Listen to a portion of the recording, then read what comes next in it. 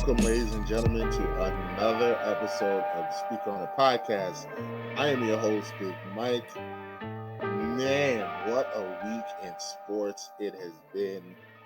I thought this was just going to be an easy, boring, let's just, do a couple hours of just talking about the superb Owl game this weekend. And then all hell broke loose, and we're recording this a couple days late because there was just so much going on. So I will throw it. We've only got two on tonight. It's a two-man weave. I think James will be on actually in a little bit. But for our visual YouTube users, it is me and this man live from his basement crying, back from drinking a gallon of bleach. The mad producer, Podcast Poppy, is here. Nothing happened. As you can see, Nets win. We're still here. Yeah, nothing. Oh, we're fine. Nothing changed. Nothing to see here. Nothing changed. It was the crazy thing about this is we were ready to record Monday. I had something happen. Tried to record Tuesday. Something happened for me. I couldn't make it. Tried to record yesterday. We're like, okay, if we're just going to wait, if it's just going to be us two again, we'll just wait till Thursday and see if we get anything else. And then the floodgates opened, and now my world is turned upside down. Completely. And I broke my promise yesterday. I said I wasn't going to participate in the chat today because I was trying to look for some high quality bleach to drink. But somebody had to break all of the trades today. And me being the man that I am, man, good thing I don't have a boss at work because I was on my phone far too much today. It was hot and heavy today. These trades coming left and right. Like it makes you forget that the Super Bowl is fucking Sunday. Yeah. Can you believe we still have the biggest event of the sporting year to happen, and we just had starting at 9:00 yesterday when it's oh, Josh Hart's now a Knick. And then good move. Great move. And they traded a guy who they hated. Well, the coach hated. To get a guy like Josh Hart, who was a former teammate of Jalen Brunson at Villanova. Mm-hmm. So it's that's a really good move because he fits the Knicks perfectly. He fits like a glove. He's a great fit defensively. He's a really good shooter too. I like Josh Hart. I like Josh Hart a lot too. He's a really good player. But man, once 1:30 hit, I'm already up late all the time. I'm already up late every day. I didn't sleep till 3:00 last night. I really didn't sleep till 3:00 last night, and I was punching air. And I went through all the stages of grief last night to get to this point. That when you guys always give me shit when I get over things quickly.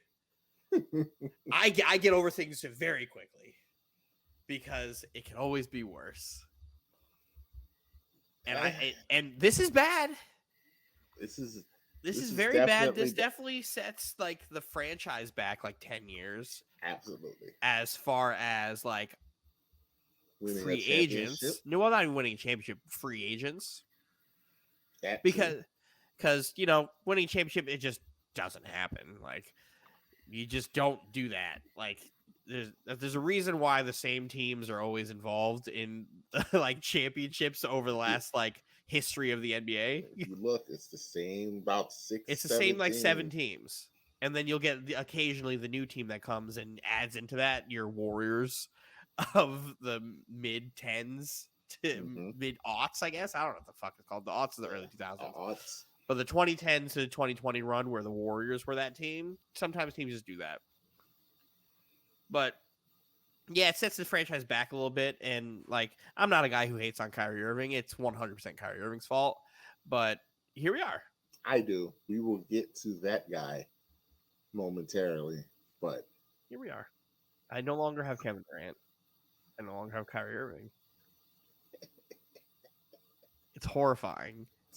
But the crazy thing is I'm going to get called like a psychopath when I'm like, this team is still like not horrible. When you look at the pieces that are there. It's not horrible, but it is. It's not horrible. Like, this is a team that tell me if I'm reaching here, Mike. This is a team that can win 36 to 40 games a year. Probably somewhere in the 30s. Yeah, exactly. Yeah. That's not a reach. This team is right now, if we never got Kyrie Irving and Kevin Durant, this is how that Nets team would have ended up looking. Like how good they would have gotten, because this is better than that group that they joined initially. Your Dinwiddie, D'Lo, Karis LeVert, Jared Allen, Jared Dudley. Although that team would be really good right now. Well, one of those players would be very good right now. Jared Allen would be the player that's very good right now. D'Lo is still very good. D'Lo has that in LA. You will see that. Oh, you're telling me D'Lo's going to get really good because he's playing with one of the best players of all time? Yes. Yeah, but D'Lo as his own thing. He peaked in Brooklyn, so that's about as good as he was in Karis LeVert. I don't even know where he is. I know he's in Cleveland, but he's doing that thing where he's hurt all the time. But I would take him back in a heartbeat because I love Karis LeVert. But yeah, this is a more talented version of that team. He can be a bum. That's fine. He's good. If he doesn't get hurt, he's a solid like 15 points a game, and I really like Karis LeVert. But my guy Dinwiddie's back, and we all know how big of a Dinwiddie stan that I am. Yes, that was the one thing that I noticed in the trade that I was like, all right, well, Dylan has that because the heart and soul of the Nets is back. Too bad you had to give up. I had to get rid of the greatest player to ever put on the uniform. Everything. It took getting the greatest player to ever put on the uniform talent-wise to do it. But it's going to be fun rooting for the underdog again and seeing what this team does, because this team is 33 wins now? If they win 10 games out of 30-something games left, you're a playoff team. Can't wait to see how it plays out. You're a playoff team, and I think they'll win more than 10 games, which is fun because I would like to see how this team does it, because they're that type of like Orlando Magic like build where you have all these like wings now. So I'm very interested to see how it goes, especially once we get Mikal Bridges in there. You was a big fan of Toronto last year. Well, I was a big fan of Toronto. You got your wish now. You got your wish now. This is exactly what I thought the NBA was going to end up looking like, and now it's what Brooklyn looks like. Yeah, you have a starting lineup of guys who are 6'6" and taller, and the Nets have 9 forwards on their roster now. Like it's a wings league, like former net great Kevin Durant has said. They have a couple point forwards, so they'll be okay. But put 7 in the rafters. That will not happen. Put 7 in the rafters. That will. The one thing happen. I will give Kevin Durant all the credit. 11 will go up in the rafters. It's just not Kyrie Irving. it's Brooke, but 7. Yes, he will. Yeah, no, he will be around to the third best net ever. He's not that. He's not that franchise leader in so many things. In scoring, he's not rebounds. Is he top 3 in rebounds? That doesn't mean he's the leader. I bet you he's number 1 in scoring, top 3 in rebounds. I bet you he's top 3 in blocks. He might be top 3 in blocks.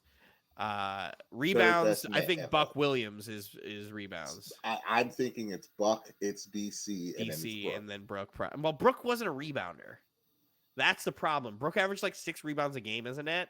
Because he had Chris Humphries and Reggie Evans for most of the time, and they grabbed garbage man. Yeah, garbage man. They grabbed all the rebounds. I used to get so furious with Brooke because he didn't get rebounds. But no, I'm excited to see what Mikal Bridges turns to be. That's the one piece. He took a nice step this year, and defensively, he's really good.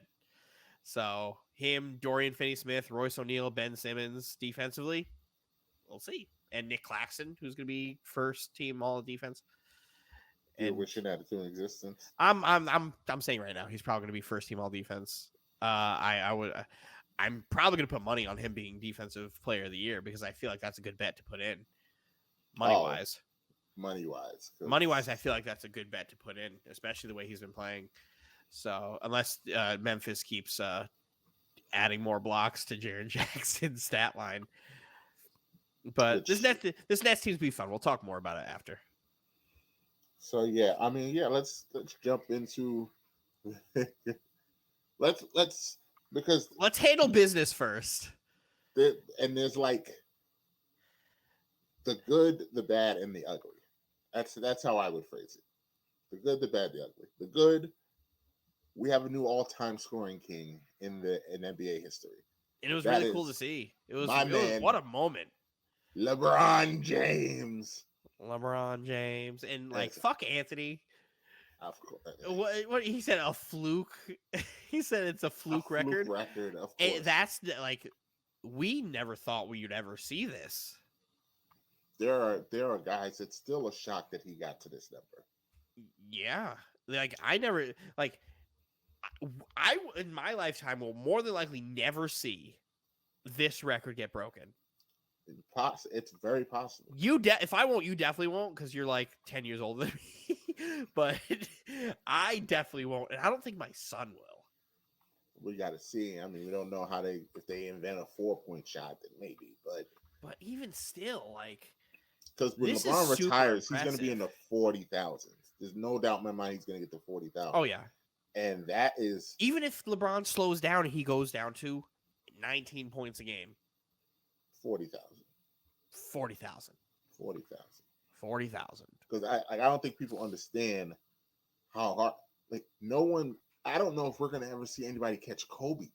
Like I don't know if just catching Kobe is gonna be an unreal number. If Durant stays healthy, Durant probably will. He doesn't have 30 yet. Does he have 25 yet? No, he's got 25. He's got about 20. No, Durant has 25. Durant has he doesn't have top 30 10 now. I know he doesn't have 30. That I know. But he might have 28, 29.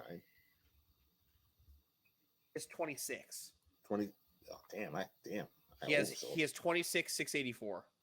26. He's not catching LeBron. He might not. He won't catch LeBron. He's not catching LeBron. But is he going to catch Kobe? He could catch Mike. He's 33 from Mike, right? He's 13,000 points away from Kobe. He got to stay healthy. If he doesn't get hurt, then he's got a shot. But if he can figure out a way to play like 55 to 60 games a year for about 5 years for the rest of his career, he's got a shot. He could do it. I think he's the only active guy on this list he's the only active guy on this list. How many points look up how many points does Giannis have? Giannis is on a nice. Giannis is still fairly young. I think Giannis is only like 27. I was going to say 26, 27. But even that, I mean, if Giannis plays 10 more years. Giannis has 15,000. He has 15.7. How old is he? Giannis is 28. If he plays 10 years at the pace that he's currently at, he's got to play 10 years. And the way he plays basketball at this rate, which I like, he would get to 31, which would put him. It's not catching Kobe. Top 10. I don't know. I would say I don't even think he'll catch Shaq. He would pass Shaq. He would catch Shaq. Shaq's 28. Shaq's 28. Okay, so KD's about to pass Shaq. All right. Yeah, KD. KD still has. Yeah, KD will more than likely pass Jordan, who's 1,000 points behind Kobe. I think he'll at least hit Jordan, and then we might see him hit Kobe. If Giannis plays exactly how he plays now, for 10 years, he will pass Wilt. Which would put him 7. Which would put him 7 all time. 7, like that's wild. Yeah, no one's catching LeBron. unless somebody that's not in the league yet, but Some no kid who one's. isn't born yet. You know, we covet these fucking 2029 draft picks, these fucking middle schoolers. One of them could be the one though. My favorite moment from everything is all the moments he had with his kids I during loved it. halftime and then at the end of the game where he was sitting there, he was like, I'm gonna get it. I love how it. I don't want to say they didn't care. It really felt like Bronny was like, because Bron was like, "You want me to go get it? You think I can get it?" And Bryce is kind of like, "Hey, he might be." And Bronny's just in this one, like, "Yeah, whatever." Bronny seems like the more realistic of He's the like, two. "Yeah, go get it." I mean, I know you're gonna. Like Bronny kind of was like, "I know you're gonna do it," so like, whatever. But then when he did it, how hyped they were, I was like, "Yeah." Did you see his daughter? She was the hypest one in the family. Yeah, that's how, but she is like that. So, She was the hypest one. and I what's love crazy is imagine if LeBron had that mentality his entire career that go of score. just go score. Maybe he'd actually be considered a scorer since he's not apparently You know, he's only the all-time leading scorer. by Anthony and Stephen A. Smith and Mad Dog and Skip You don't Bayless. just score like 25 points a game for your entire career, and like, what is he, 27, 7 and 7 for his career? 25 his entire career, 27 is his average, and he's not a scorer though. He's And not. then he scored that 36 like efficiently. It felt easy. He went Like he 4 for started 6 from 3. That's when I knew, because he was hot from 3, and I knew. I was like, oh yeah, he's getting it tonight, because when the first one went down and he was like, oh yeah, I was like, He did that thing where he sits there, he's like, time. And shout out to the crypto, whatever they're calling it, arena, because that place was on fire. Every basket, it was the one regret fire. I don't have is not putting like $200 down on LeBron hitting over for points on the night. Because it took that back. It was 32 and a half. I thought he was. I would have laid the over. I would have just put $200 on the over, because there's no way he was going to leave it to just 8 points. Yeah, because the team wouldn't have left it to that. Like they did in the first quarter. They was just forcing it to him, and he looked tight in the first quarter. And then it was just kind of like, all right, we're playing now. Shout out to Oklahoma City, because they did not miss. They just were. Them dudes were just not missing. They kind of ruined the night. They ruined the night, but Shea's balling, man. I also thought that game was the perfect summary of LeBron's career. LeBron did all of everything he could. Everything, and the team was just horrendous. Like nobody came with him. Nobody. Rusted in the last 5 minutes after he got pissed off at Darvin Ham, was like, you know what? I'm just gonna play like I should have been playing since I got here. And the Lakers, if Schroeder could have hit a 3 in the fourth quarter, we could have had something. Or if Anthony Davis decided he wasn't gonna pout on the bench all night, like it. So interesting about that. I saw a report today, because I think you've all seen the clip of him just sitting on the bench when LeBron broke the record. Apparently, he was mad at Russell Westbrook, and that's what that was about. Him and he had went to the back and something, but he was mad at Russ and walking to the bench after sitting, and that's what it was. He was mad at Russ. He wasn't. He was mad. He wasn't even thinking about what was happening. Yeah, because it looked like he was salty that LeBron got that. Like it was all about him. Apparently he was mad at Russ, and which could make sense, because the reports are that Russ and Ham got into it at halftime. So, and that was like the middle towards the end of the third quarter. So the timeline adds up that he could have said, "Yo, Russ, what's good? What's good with you?" And Russ could have said something crazy to him. I'm gonna suck my ass. So that's what I heard. I can't, I'm not. I don't have any contrarian stories or anything to argue that. I'm not Anthony putting up this random stuff that he puts in the chat, but That's what Anthony I heard. blaming LeBron for the loss is crazy.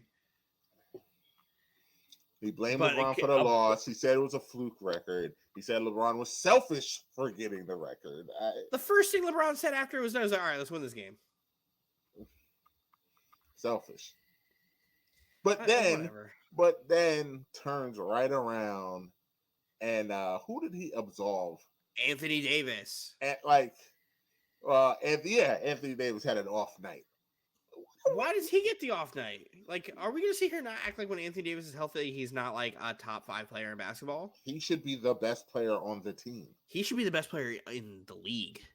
That's the type of like player Anthony Davis is. But why does he get absolved of all like blame for playing terrible? He was bad. He was horrible. He was very bad. But he got absolved of all the blame. Like you can't even blame Russ. No, because Russ did his job. Russ was awesome. Too. Russ was awesome. Russ did his job. So I mean, but with all the trades, and we'll talk about the trades. To me, this puts the spotlight on Anthony Davis because it's put up or shut up now. Like there's no Russ to be your scapegoat. LeBron is in year 20 averaging 30. Like it's you, bro. It's you. It's nobody else. Or shut up. It's you.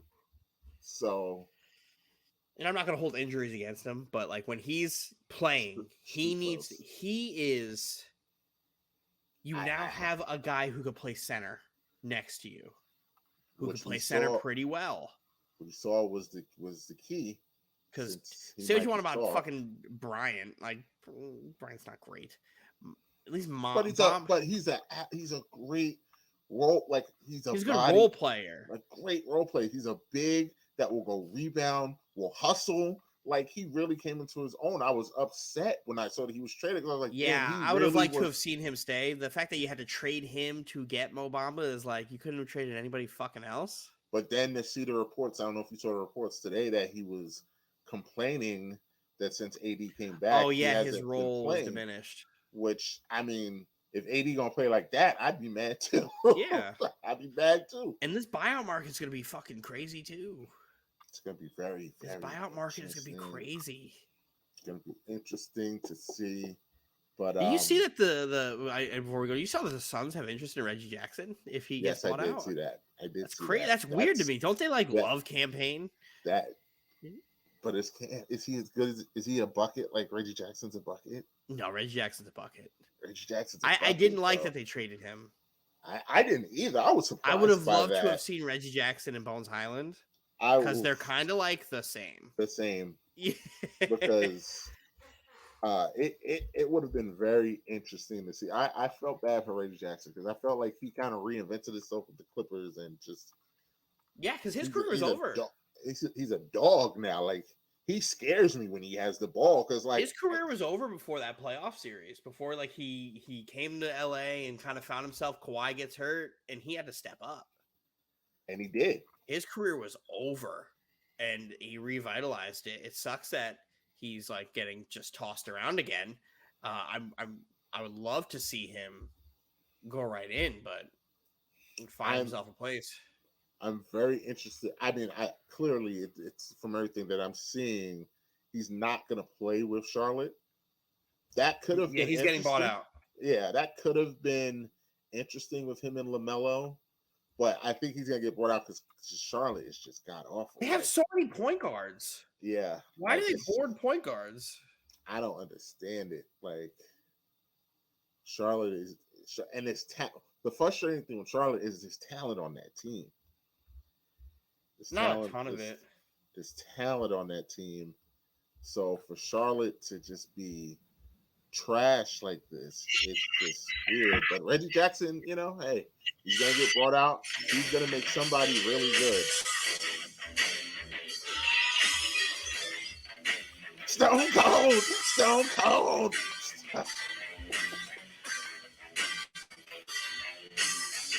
All right.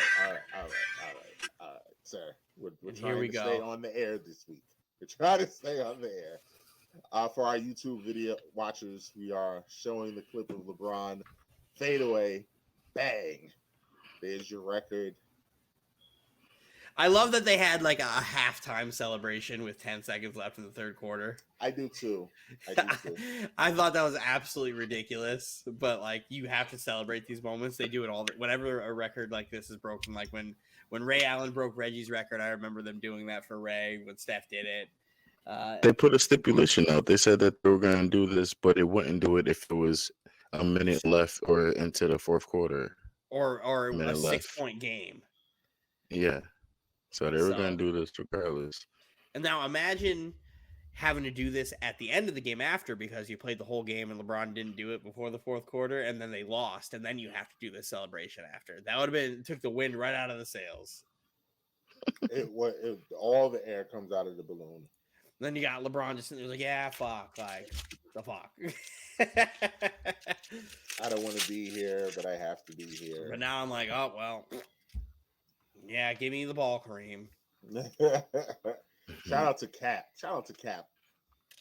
Being there, being a good sport. He looked like he didn't want to be there in the first quarter, but you know, I loved all did it. of Kareem when LeBron gets to 34 and he gets up and starts blocking all his shots. Those were awesome. Shout out to Cap with the fire Adidas jacket. Yes, Breezy is in the building. He is here. Yes, sir. We were just recapping LeBron James. We are calling this segment the good, bad, and the ugly from this week. LeBron clearly was the good. Accountability is the lesson 2.5. That will bring us to the bad, which would be Kevin Durant is now a Phoenix Sun, which is woke up this morning. I mean, really went to bed last night because I saw it before I went to bed, and I was just like, this is not happening right now. I was telling Mike before we started recording, once I saw that Jakob Poeltl got traded to the Raptors, I was like, this is over. The Nets are trading Kevin Durant. And that's one of those things where it's just like, well, that was the one thing that could have kept it. And nope, they took away the one star that could have did it. And the crazy thing is they told Kevin they were just going to do it. They were going to send him where they wanted. He didn't request it. He wasn't going to stop the season to do it. He was just going to play out and then just do it in the summer. But they were like, yeah, we'll just send you wherever you want to go. And he's like, I want to go to Phoenix. They're like, all right, we'll send you to Phoenix, which is complete opposite of what they did for Kyrie Irving, which is like, we will do everything but to send you where you want to go because you've been so bad to us. And we will send you wherever you want, wherever you don't want to go. And it just seems like he ain't going to stay in Dallas either with those fucking those press conferences he's had right off rip. Yeah, we will get to that press conference. What a bad way to start your because those are bad. Those are bad. And but he just does it to himself. Kevin Durant going to Phoenix, Mikal Bridges, Cam Johnson also. And 4 firsts. And 4 firsts going to Brooklyn. Which is a lot. Remember when we were talking, when you guys were asking me what a trade package for Kevin Durant would look like, and I said like 4 or 5 first round picks. Anthony was just like, that's a lot. I'm like, it's what the market is. Like, you saw Rudy Gobert get traded for however many first round picks it was. Was it like 5? Something stupid like that. I was like, the asking price is going to be young players in 4. And I still feel like they didn't get enough. Yeah, and that's the crazy part. When you give up, Kevin fucking Durant in a trade, what can you possibly get back that's not going to ruin the team that you're bringing him to? Not much. This was the best trade the Nets, I think, would have gotten. I don't think so. I think they could have fleeced somebody. But who? Because the idea of bringing Kevin Durant in while still keeping the roster that he wants to go to, it doesn't happen. So that's where it's like, for what the situation is, they got exactly what they wanted out of Phoenix in the offseason. because the Sarver wasn't trying to give that up. This new owner was like, do it. Do it. Why are we holding on to these 17, 16, 15, 14-year-olds? Get rid of them. Bring Kevin Durant. It's not like those draft picks are going to be good. They still have Devin Booker for the next 10 years. Like, they're not going to be good draft picks. They'll be late draft picks. So when you're in a situation like that, you got to keep everybody. Yeah, you get rid of Mikal Bridges, who's a really good young defender and like a solid player, and Cam Johnson, who's a solid player, but they're not Kevin fucking Durant. No one's Kevin Durant. No one's Kevin Durant. Kevin Durant's Kevin Durant. My thing was going to be this. So does this mean that Ayton won the Cold War with Mikal Bridges in Phoenix? Because maybe I can't speak for everybody, but I surely thought Ayton was the one that was going to get traded. Well, we can't trade for Ayton. But I'm just saying, in general, I thought he was getting traded. I thought he was the cancer in the locker room, but clearly Phoenix is like, nah, we're good. We'll keep him, and you can take Bridges and Cam. Well, but we can't take Ayton. Because of the money. Because of the contract that he's on. But I'm saying trade him in general. who are you going to trade? Who are you going to trade him to? Miles Turner gets the contract extension. He's not going anywhere. Which was shocking. Miles Turner goes from every fucking year, being on Indiana's shit list and trying to trade him, and nobody ever just trades for him, to I don't want to be there, to yeah, sure, I'll sign the extension. So like, I don't. Who would you have traded him for that could have helped you in that situation? It's not my job to figure out the money. It's not my job. Like it's not even the money. It's like what better fit could you have found for them and that team? When you have a disgruntled player, you figure it out. Who knows? But they didn't even lose wing depth. They traded 2 wings for 2 wings. Like, what are you doing? You lose a little bit of perimeter defense with Kevin Durant, but you get better help side defense with him. And you just get an assassin. And you get a guy who will just give you fucking 30 fucking night. Although I think his numbers are going to go down. We said the same thing in Golden State, and they only went down like a little bit. True. But like it's the same thing with Luke. Like it's not even like Chris Paul scores a lot. Chris Paul only averages like 13 a game. Yeah, I'm not worried about Chris Paul. Chris Paul will make it work. It's Devin Booker and Kevin Durant. Because my mind tells me that it should be Kevin Durant's team, but I feel like it's still going to be Devin Booker's team. Durant's not going to care. You know, you say that, but he doesn't care. He just plays ball. Care. But he left Golden State because of that. He didn't leave Golden State because it wasn't his team. No, he left Golden State because they were constantly trying to make it something when he just wanted to go there and play basketball. And then him and Draymond get into a fight, and Draymond's immediately like, you're not one of us. You never were one of us. You're a mercenary for hire. Like, you aren't family. Like, that's why he left. So KD is emotional, but, like, he doesn't give a shit about whose team it is. I think it bothers him that he's perceived as not having won a title when he's the guy. Because even though he did on Golden State, it still is perceived that it was Steph and them, and it was just a super team. I think that played a role in him wanting to leave. Draymond absolutely was the straw that broke the camel's back. But I think that it bothered him that he still wasn't getting the credit that he wanted. No, and he never will because he joined a 73-win team. But if he had won in Brooklyn, I think he would have gotten that. Yes. Kyrie. Well, it would have been more because it would have been also like, not to shit on the Knicks or anything, but it would have been the first basketball team since 75, 76, where either NBA or ABA, a team has won in the biggest market in sports. So I It would have been think massive. so. That's why I'm very interested because I think Phoenix is my favorites right now. Yeah, Phoenix is my favorite.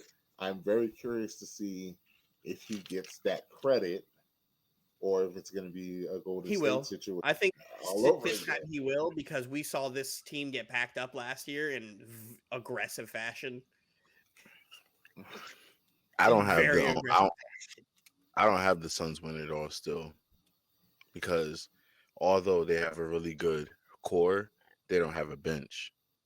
And a lot of teams in the West have benches. If you look at Denver, if you look at as much as we are surprised at what the Lakers got, if you look at the Lakers, Mhm. the Clippers, all those teams in the West have benches. So if you want to Buyout market's rely gonna be on interesting.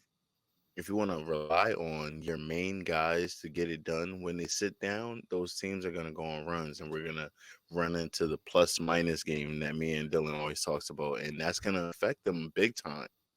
Well, I think the best part about having a 5 that they have is the way they can stagger their minutes with That's what their I'm lack of thinking. bench They is can what's going to stagger separate them. stagger the minutes You because still need somebody like we were talking before you got in here, Reggie Jackson being like the number one option, the number one guy that Phoenix is going to be attacking in the buyout market. That's a big deal.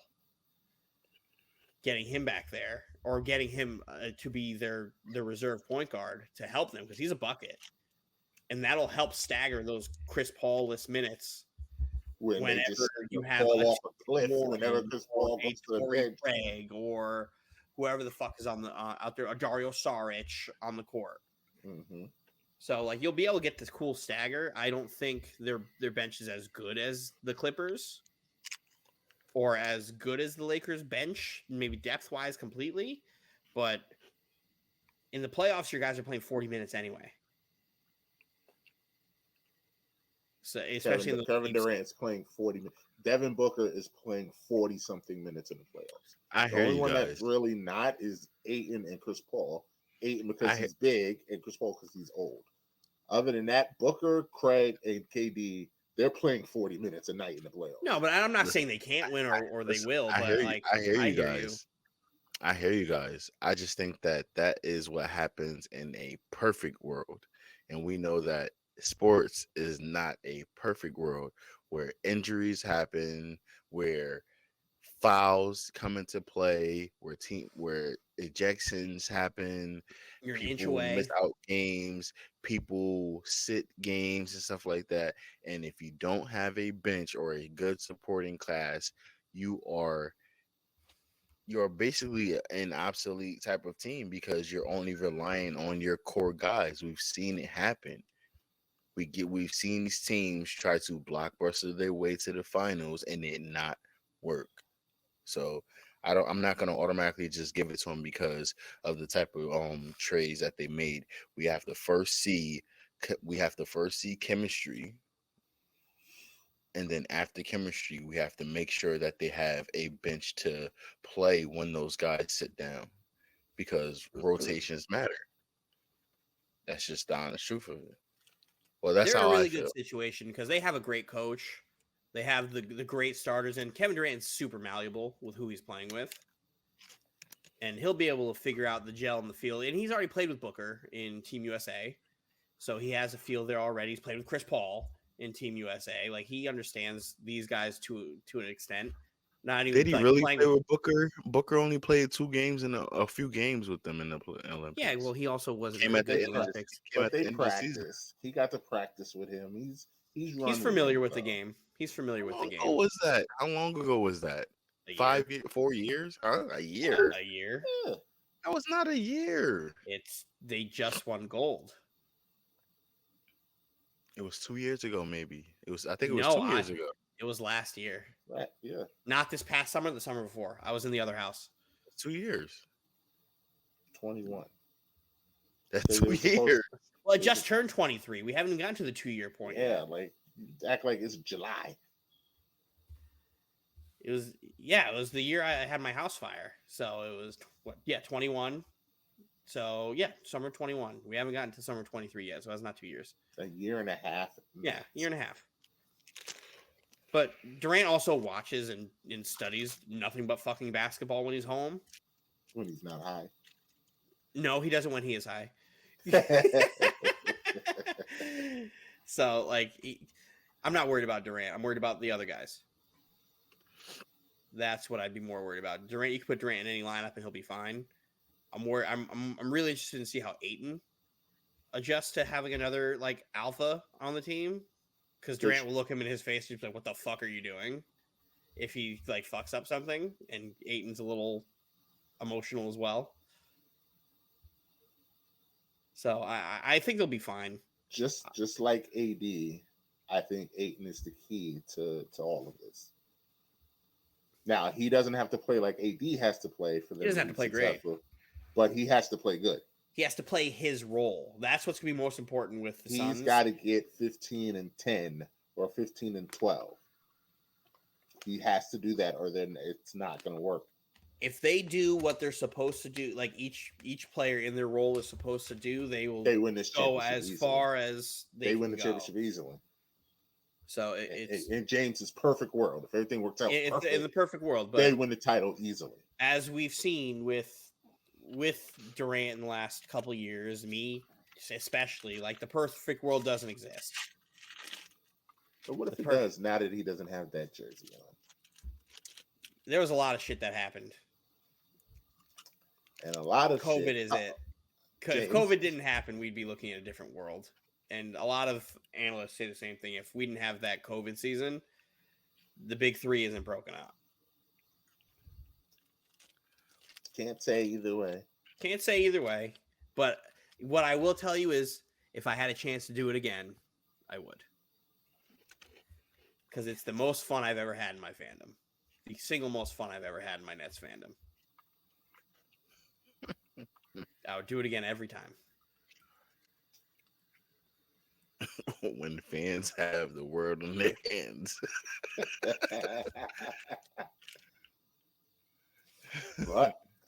But let's talk about. I must say,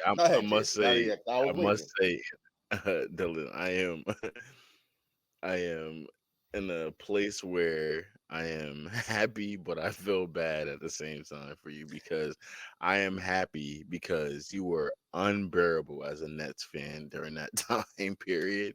If you think it would be any different, you're crazy. I think you will be a little bit different. No, my expectation, but like I set expectations. I set expectations what I think this team is with Mike before you got here, and as long as I meet those expectations, I'm unbearable. But you can continue. I'm curious to what those expectations are now. I said this team, as currently constructed, can win anywhere from 36 to 40 games a year. Oh, so you guys are the Knicks now? Yeah, I think we are the Knicks now, but I still think we beat the Knicks. And Mike, if the next game we play and you lose again,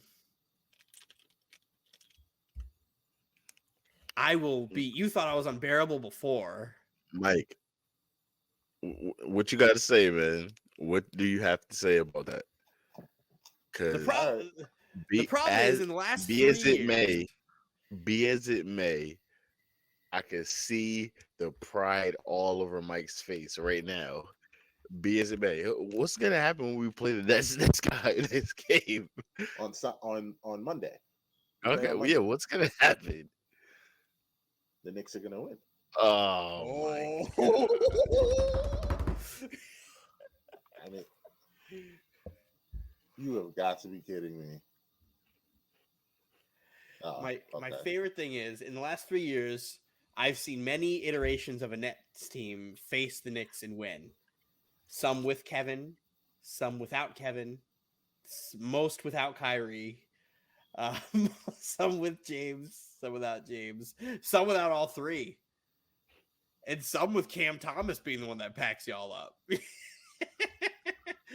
So the Nets still have players who have never lost to the Knicks, like Nicholas Claxton, never lost to the Knicks. Ben Simmons never lost to the Knicks in his career.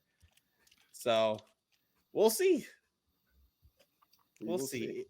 I'm not going to predict the Knicks loss. I'm going to. You're definitely not. I wouldn't expect nothing less of you, Michael. Nothing less. But just you better hope Anthony doesn't decide to pop up for that game. Because everything was going well a couple weeks ago until he came, and right on cue, Knicks fell apart. James, can you believe Anthony asked me to apologize for a crater that hasn't happened? Yeah. Players got traded. Players got traded. Nothing happened. Nets won.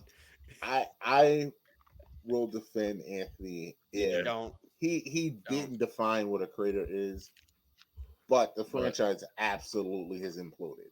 It regardless of what you want to say, the franchise has imploded.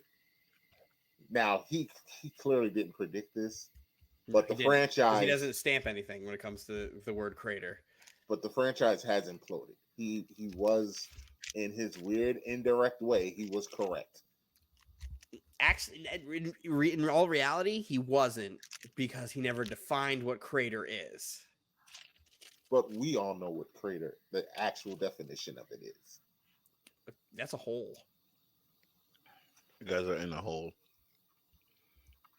We're not in the hole. We are the hole. We are the hole.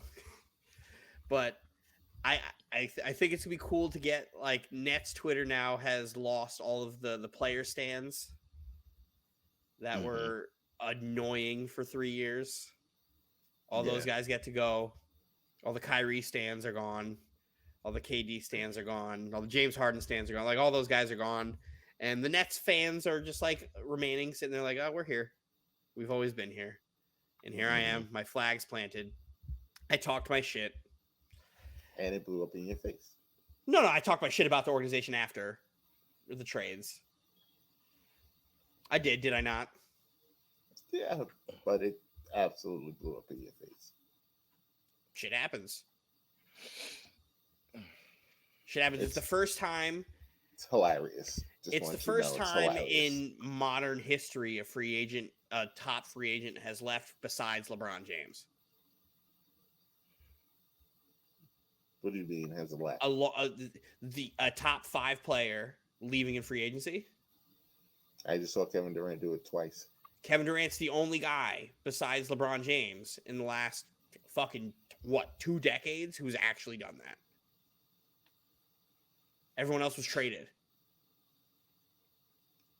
Kawhi Leonard got traded. Kawhi got traded. He left though. He got traded. But he left. He got traded.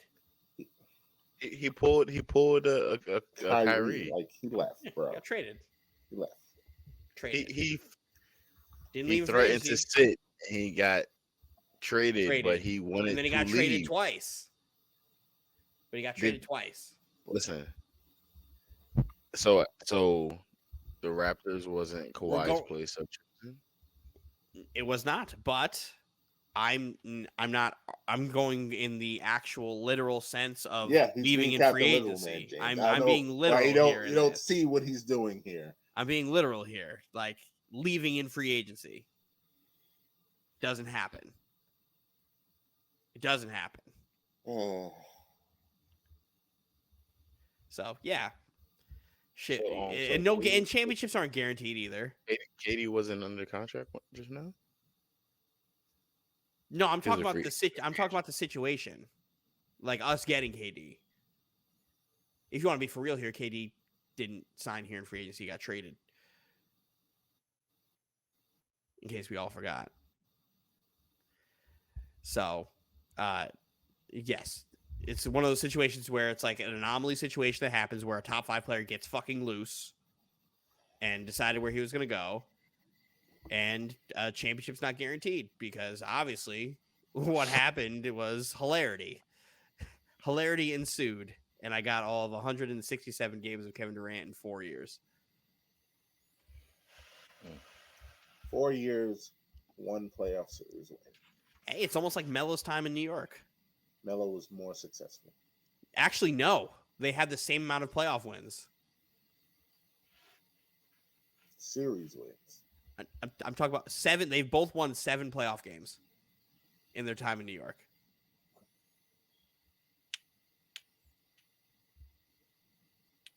Go ahead, Mike. I feel like they took Miami to 6. Did they? I think it was 5. It was 5. But then no, but then they lost in 6 to Indiana, and then they beat the Celtics one series. Yeah, he No, wants that's to play. 7. Huh? That's 7. But and then they lost another series. I think Melo got to the second round twice and lost in the first round once.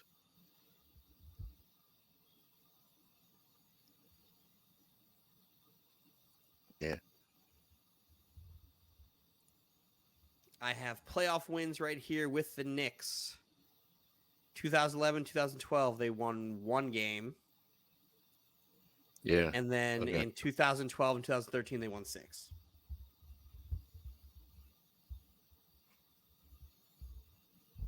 And that's it.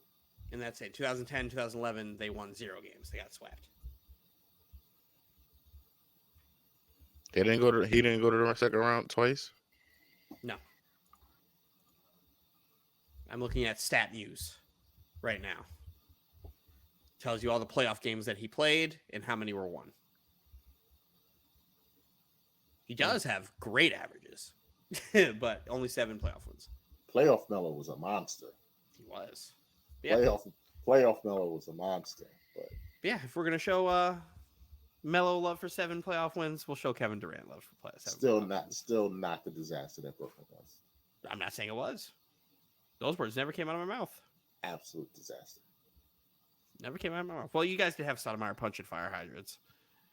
Well, that was out of frustration because the refs were just on some bullshit with Miami. But We're gonna lose that series anyway.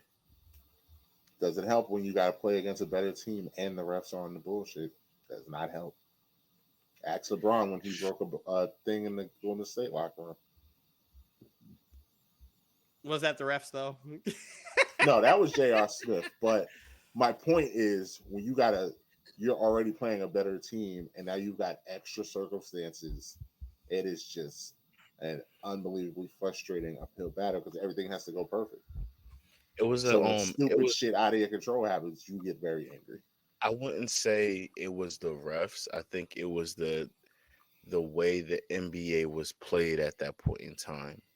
Because at that point in time, flopping was being honored big time. So that would be I would blame it on the refs. Because No, if you go look up, I think Sotomayor did that in game 2, after game 2 in Miami. I don't know which game 1 or game 2. 3. Go look at the free throw differential in the Knicks Heat series. Oh, but you could say that about a lot of series, though. I'm not going to say if you look, it's one of those ones where you look at it and you go, yeah, that game was crazy. Do me a favor and go look up 2021 Bucks Nets. That's the statistics. I'm sorry, my tongue is kind of numb from eating popsicles. That's the statistics, though. But watching that game, it's apparent. No, it's apparent why they had that many free throws. It's apparent because they were getting calls, but the Knicks were always they were also playing bad. They were playing stupid. They were getting dumb calls. Like, come on. I watched those series. That shit, yes. That one call that's ingrained in my brain is the moving pick Tyson Chandler on LeBron James backing up. That was such a dumb pick. What was that? Such a dumb moving pick. Of course, that was a foul, and he went to the free throw line. It was a bunch of those type of calls. And then, secondly, we also saw the downfall of the Knicks health wise. A lot of the players started to fall to the wayside. We had Baron Davis, Iman Shumpert, like guys were just like imploding health wise that series. So we were gonna lose that series regardless. Out of our league, we were the 8th versus the 1 seed. again, I didn't say that they were going to win the series. I said that the referees contributed to them losing that game. That's That's Fun a fact: the all. refs contribute man. to losing in most games. All Again, right, you so want to talk about free we're throw being differential? literally okay. Go That to was a good. I think that's an excuse. That's an excuse to how bad the Knicks played that series. go to Brooklyn versus So, Milwaukee 2021 and look at the free throw differential. and do you think that played a part in the game, Dylan? Well, not more than Giannis taking out Kyrie Irving, but yeah, Did it play a part in the game? it does absolutely. Oh, okay. I'm just making sure that I'm But not crazy because that's what I but here's said. the thing: the But Nets don't okay, shoot a lot of free throws. okay. The Nets are a team that don't take free throws. They make all majority of the free throws that they take, but they don't take a lot, especially in Pfizer Forum, where the Bucks play with 6 men on the court, sometimes 9. Sometimes 9. Do we think that had a contribution? Was all I said. Absolutely, but none more than. Do you think the Kings think the refs had a thing in them losing No, to the no, Lakers? now you're going into the things where we have refs who were spent time in federal prison for betting on games and shaving points. There was a game. Uh, I think the Knicks versus Atlanta.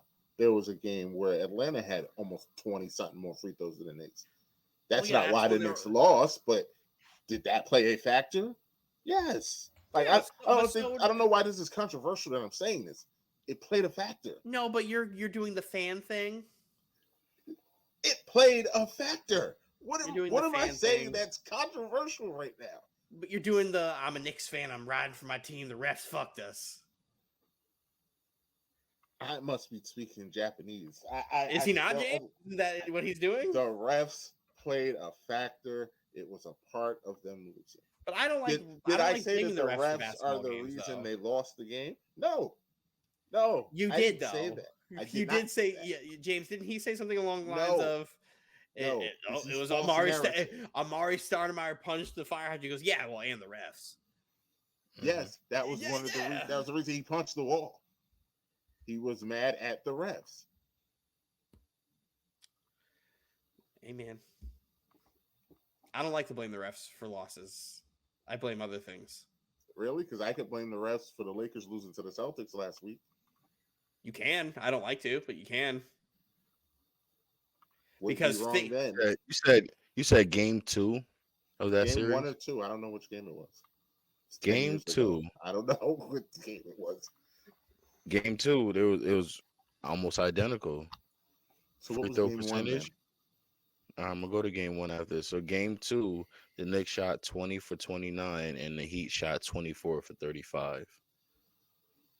So let me go back to game 1 then. And the Knicks won game 2. That was the game that they won? Yeah, game 2. I thought they won one of the games at home. Yeah. It was at home. It couldn't have been at home because Miami had the better record. Miami had home court. It's game 3. Because it was after game 3 because New York was already down 2-0 to Miami. Okay. I'm reading the article right now.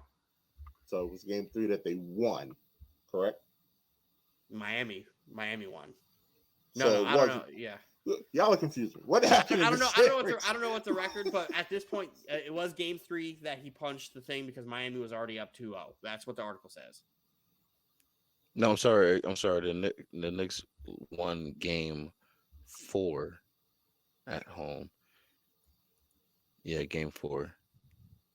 They lost. Okay. So they lost 1, 2, and 3. 1, 2, and 3. And after game 3, he punched it. He punched the thing after game 3 because they were down 3-0. Okay. The New York Knicks didn't just drop their 12th consecutive playoff game to the Miami Heat. They may have lost their power forward as well. That's because following the game, Amari pulled a bit of a Kevin Brown and punched a fire extinguisher casing in anger at the What game was that? 3? Yeah. Mm-hmm.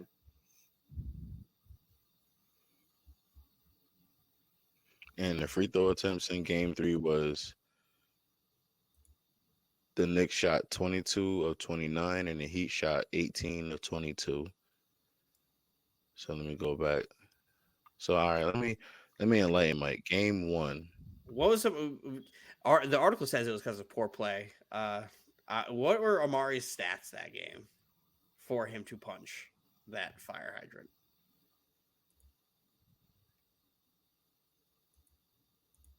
I can tell you right now. I got it right here. Amari bench.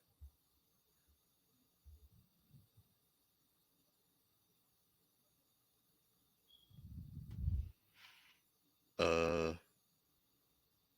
he didn't play that game. Okay, Was it? so then it was game two after game two. All right. All right. Amari's stats of game two. He was 18 points, 7 rebounds, 2 steals, 1 block, 6 for 9 from the free throw line, 6 for 9 from the field goal percentage. Really? And he One, fucking one punched a fire turnover, hydrant? 3 fouls. Punched a He was fire hydrant because of that? He probably minus felt like he should have got the minus ball 9. more. I mean, Melo had 30. Yeah.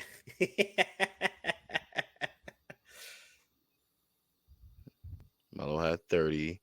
Amari had 18. Tyson Chandler had 13. Baron Davis had 12. Landry Fields had 2 while in the game for 18 minutes. Jared Smith had 13. Steve Noack had 3. Mike Bibby had 3. Jared My Jeffries did baby. not score. Jared Jeffries. I love to hate Jared Jeffries. Yeah, and he was the tough guy. There ain't nothing tough about him.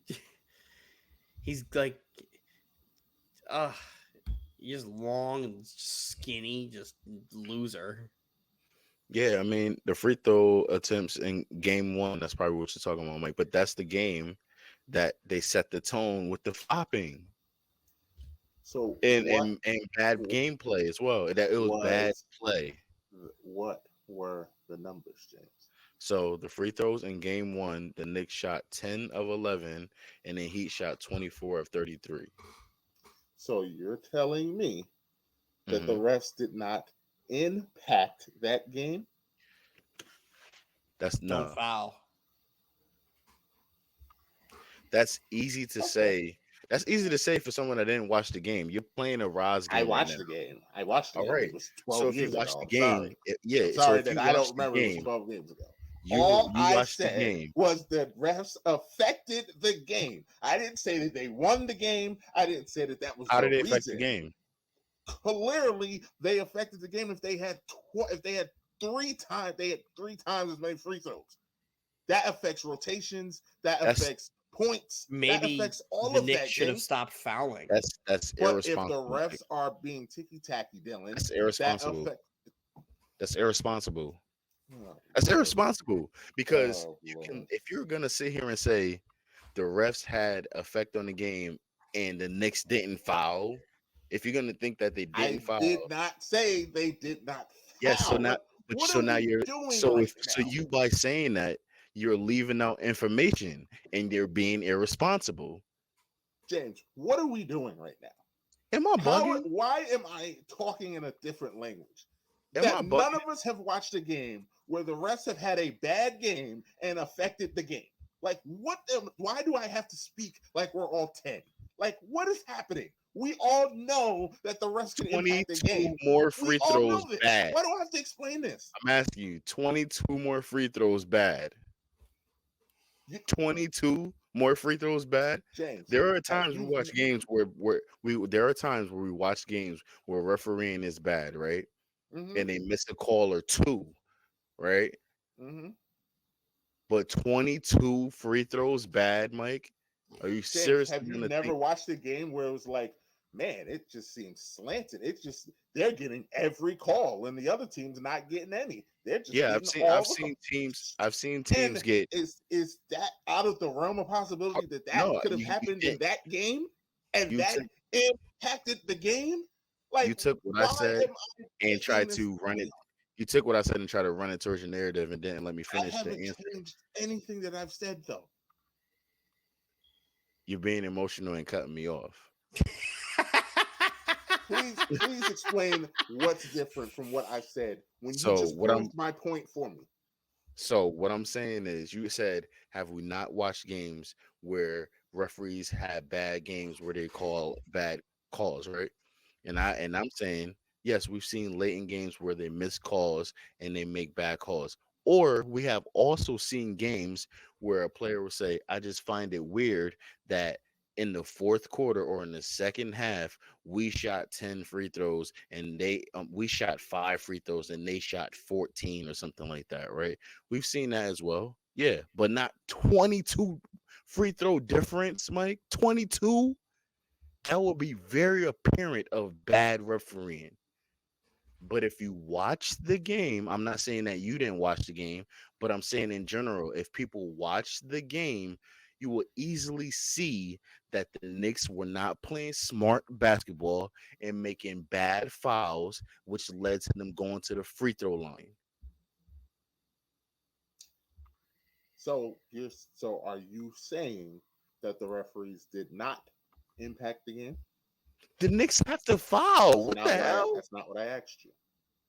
That's not what I asked The you. referees impact the game throughout the entire game, not just for fouls. And you're trying to single it only to fouls.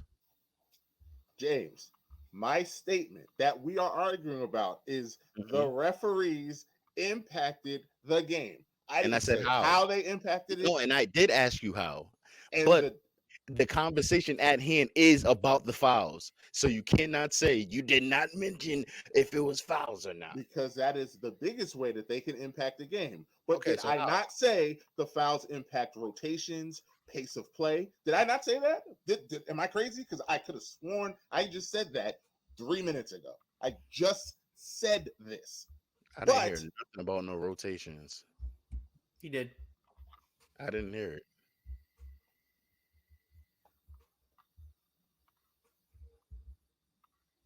I can't win. That's all I can say. I I'm just said you gonna said it. I'm just my statement remains the same. Game one of that series. I couldn't remember if it was game one or game two. Looks like it was game one. The referees impacted that game. Did it cost the Knicks the series? No. Were the Knicks going to lose? Probably, because as you said, I remember Baron Davis' knee exploding on national television. It wouldn't have mattered. But could have they have gotten a game or two? Maybe the whole tone of the series is different if the Knicks win that first game. I don't know. Who knows? Who knows? But I know that the referees impacted that game and thus changed the series. That's How? all I know. Because there's a big difference between the road team being up 1-0 and the home team being up 1-0. And if they impacted game one and How? I'm I'm moving on to waiting for Kyrie. you to I'm moving on explain to Kyrie because how they impacted though. I'm in a time loop because again, 2 to 3 minutes ago, I explained how they impacted the game. Then you went, I didn't hear you say that.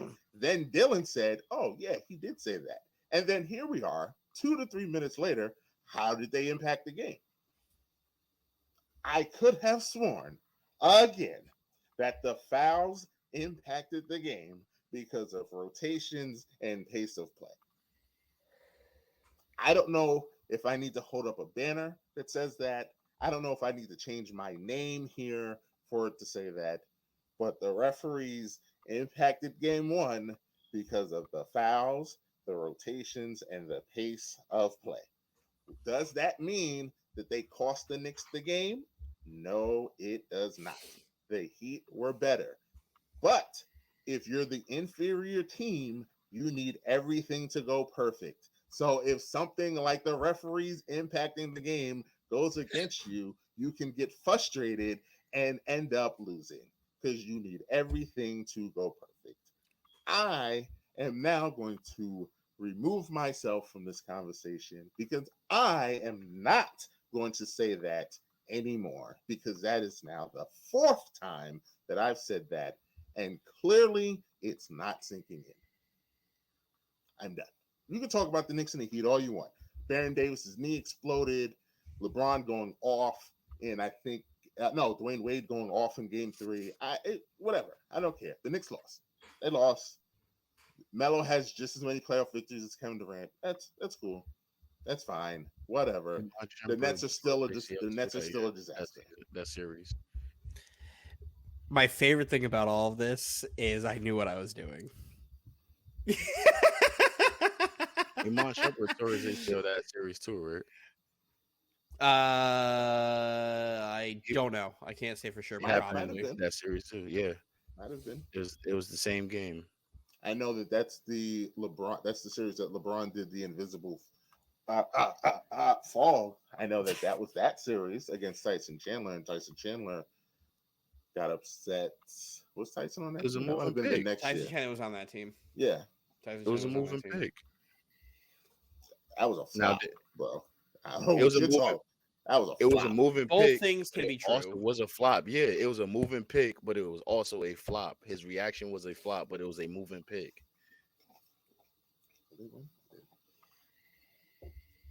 I love what I did there. Appreciate y'all. Be better, Michael.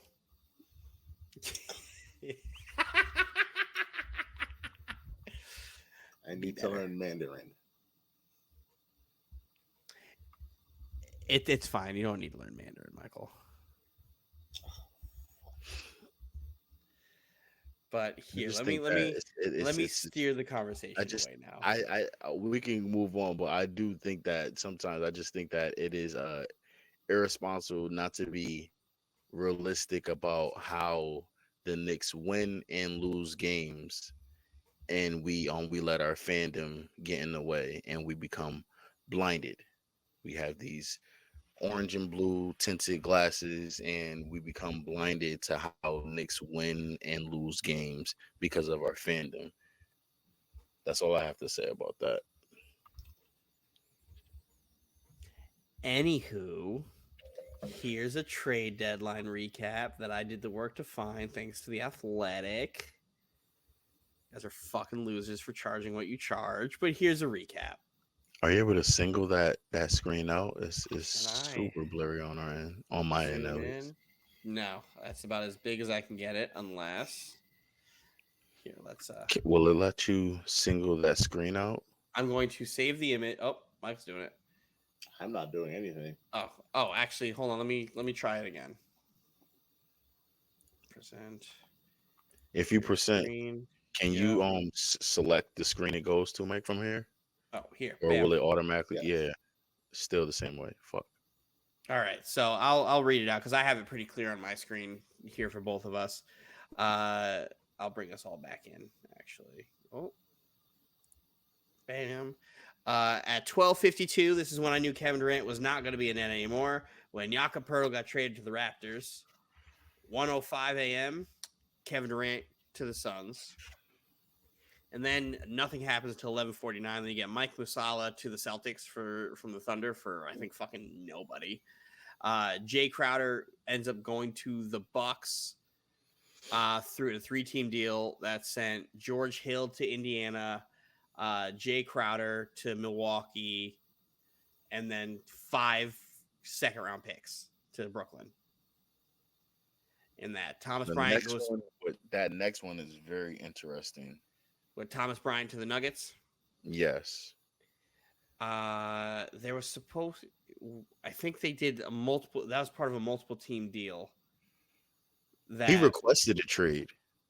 Yes, he did. yes, because he That's was pissed off crazy. about his playing time being diminished because Anthony Davis is back. Like what? This is It's like Anthony Davis. that, like, not only that, this is a team that you signed with that had Anthony Davis, and you're mad at being a backup to Anthony Davis, and he's back from injury, and your minutes got cut. Like, that's natural. Are you not like? And now look at this team now. I don't know if that's 100% black and white like that because, like me and Dylan were saying, he's been playing really well, and I would be mad too if I had to now sit on the bench and watch Anthony Davis get 12 points and 4 rebounds. That would make me mad too. I'm not saying I would have to start, but I would just be like, "Yo, coach, I can get it. He's sluggish right now. I can go out there and run a little bit with Russ." Then we get Matisse Thybulle going to the Blazers in Sneaky a weird trade. Sneaky. weird sneaky trade. But then the Blazers end up later getting rid of GP Deuce, sending him back to the Warriors. So the Warriors just getting the gang back together. There's George Hill going to the Pacers in that 3-team deal. Bones Highland to the Clippers for 2 second-round picks. Very good deal. Is a very good deal for the Clippers. Didn't even realize that Darius Bazley got traded to the Suns. I like Darius Bazley, but he stinks, which is a weird thing to say. Then we had a 4-team trade that sent James Wiseman to the Pistons, Sadiq Bey to the Hawks, and the Warriors ended up getting like compensation that ended up being used to get Gary Payton. Mm-hmm. They gave the 4 picks to the Blazers. Yeah.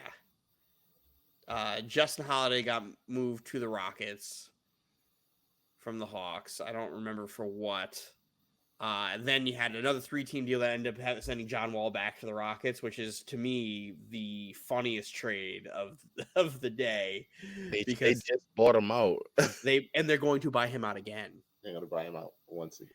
The same team is going to be buying John Wall out of his contract twice in the same year, which never will not be funny. So I hope he goes and he shits on Houston some more, like he did earlier in the year. Pat Bev to Orlando for Mo Bamba, which surprised me, but that's a good trade. It's a good trade, and then Pat Bev's going to get bought out. And they're talking about if the Clippers can't land Russ, landing him. I thought he was going to Timberwolves. There's 2 sides. All right, now there's teams who are showing interest, and the T-Wolves are one of those teams who are showing interest in Pat Bev, but so are the Clippers. The Clippers are dipping the toe in all the potential buyout point guards. I didn't even know Josh Richardson got traded to the Pelicans. Mm-hmm. Yeah, I didn't even know that. He got traded at 224. Hold on, boy, Josh Richardson to the Pelicans. It's a good trade too.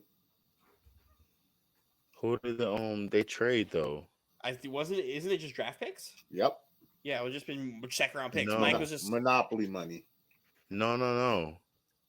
The who did the Miami Heat trade? The Miami Heat traded someone. They traded Dedmon to the Spurs, I think. That was yesterday, right? Mm-hmm. Yeah, and that's kind of why they were able to free up and trade Pirtle.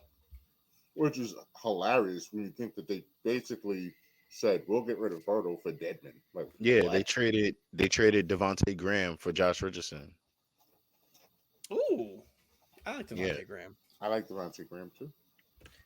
Another sneaky good trade for the Clippers is Plumlee. I love Plumlee over there. I gotta see it. I love Plumlee over there because then they just get more size to swap out with Zubats. Should have traded Plumlee for Ben Simmons. I would love to have Plumlee again. Better than Ben Simmons. Better than Ben Simmons. Pat Bev. Better than Ben Simmons. Statistically, no, but if we're gonna live and die on a plus minus hill that is just an arbitrary number, go ahead. Oh my gosh. And then the GP Deuce to the Warriors trade. This is like, and then not on here is Josh Hart to the Knicks, Dedmon to the fucking Spurs, Kyrie to Dallas, Serge Ibaka to the Pacers. Yeah, Like, George Hill to the Pacers. I think you said that though. yeah, George Hill to the Pacers. That was in this deal, but that's just not covered here because the Athletic doesn't all that money and they still can't get everything right. Yeah. But yeah, this is one of the crazier trade deadlines of my lifetime. Mm-hmm. Not sure we're gonna see anything like this again. I mean, never. And not never, even, but... oh my God, the Russell Westbrook trade's not on here either. Oh yeah, Russ.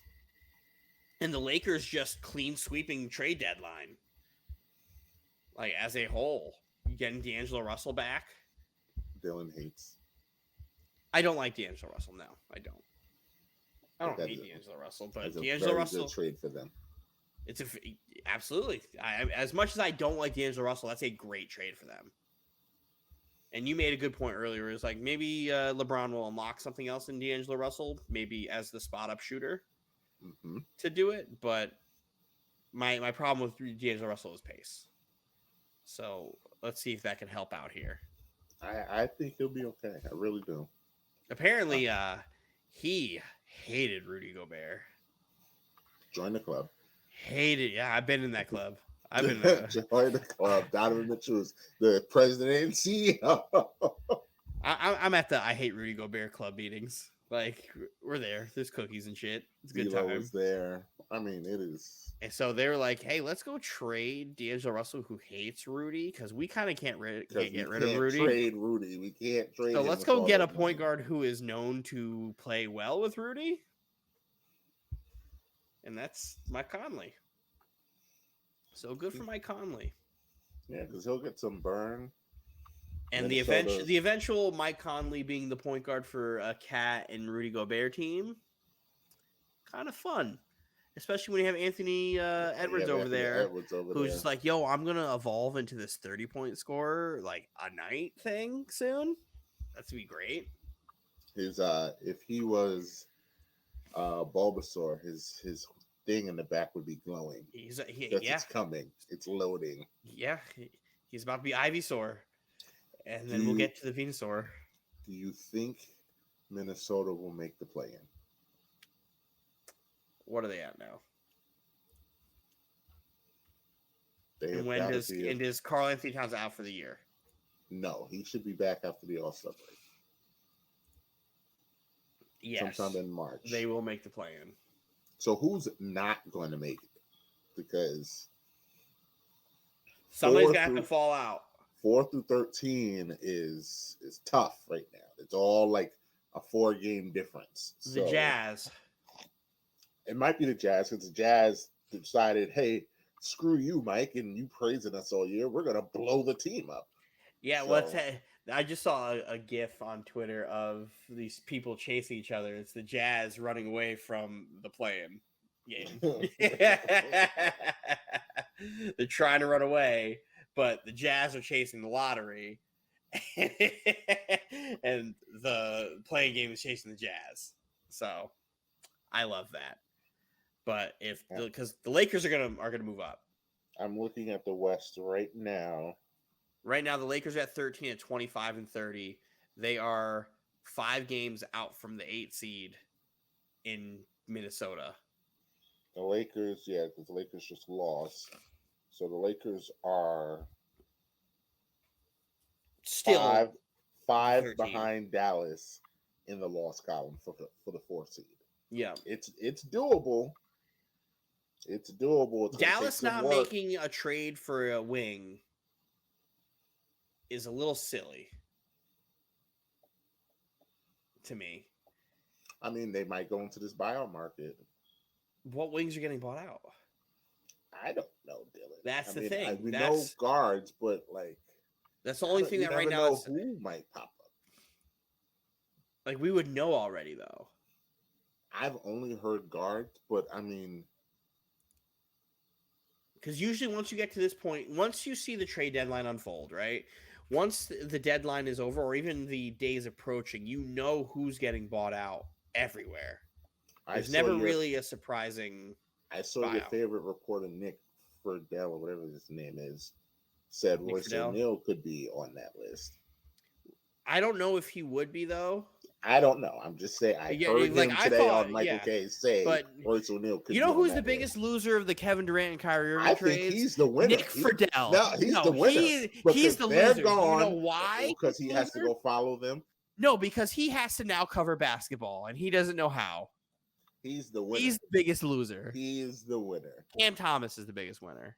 There is a Nick Friedel, that fucking loser, has to mad fucking because he did his job. He's I He's don't know the name all of he the does is guy gaslight.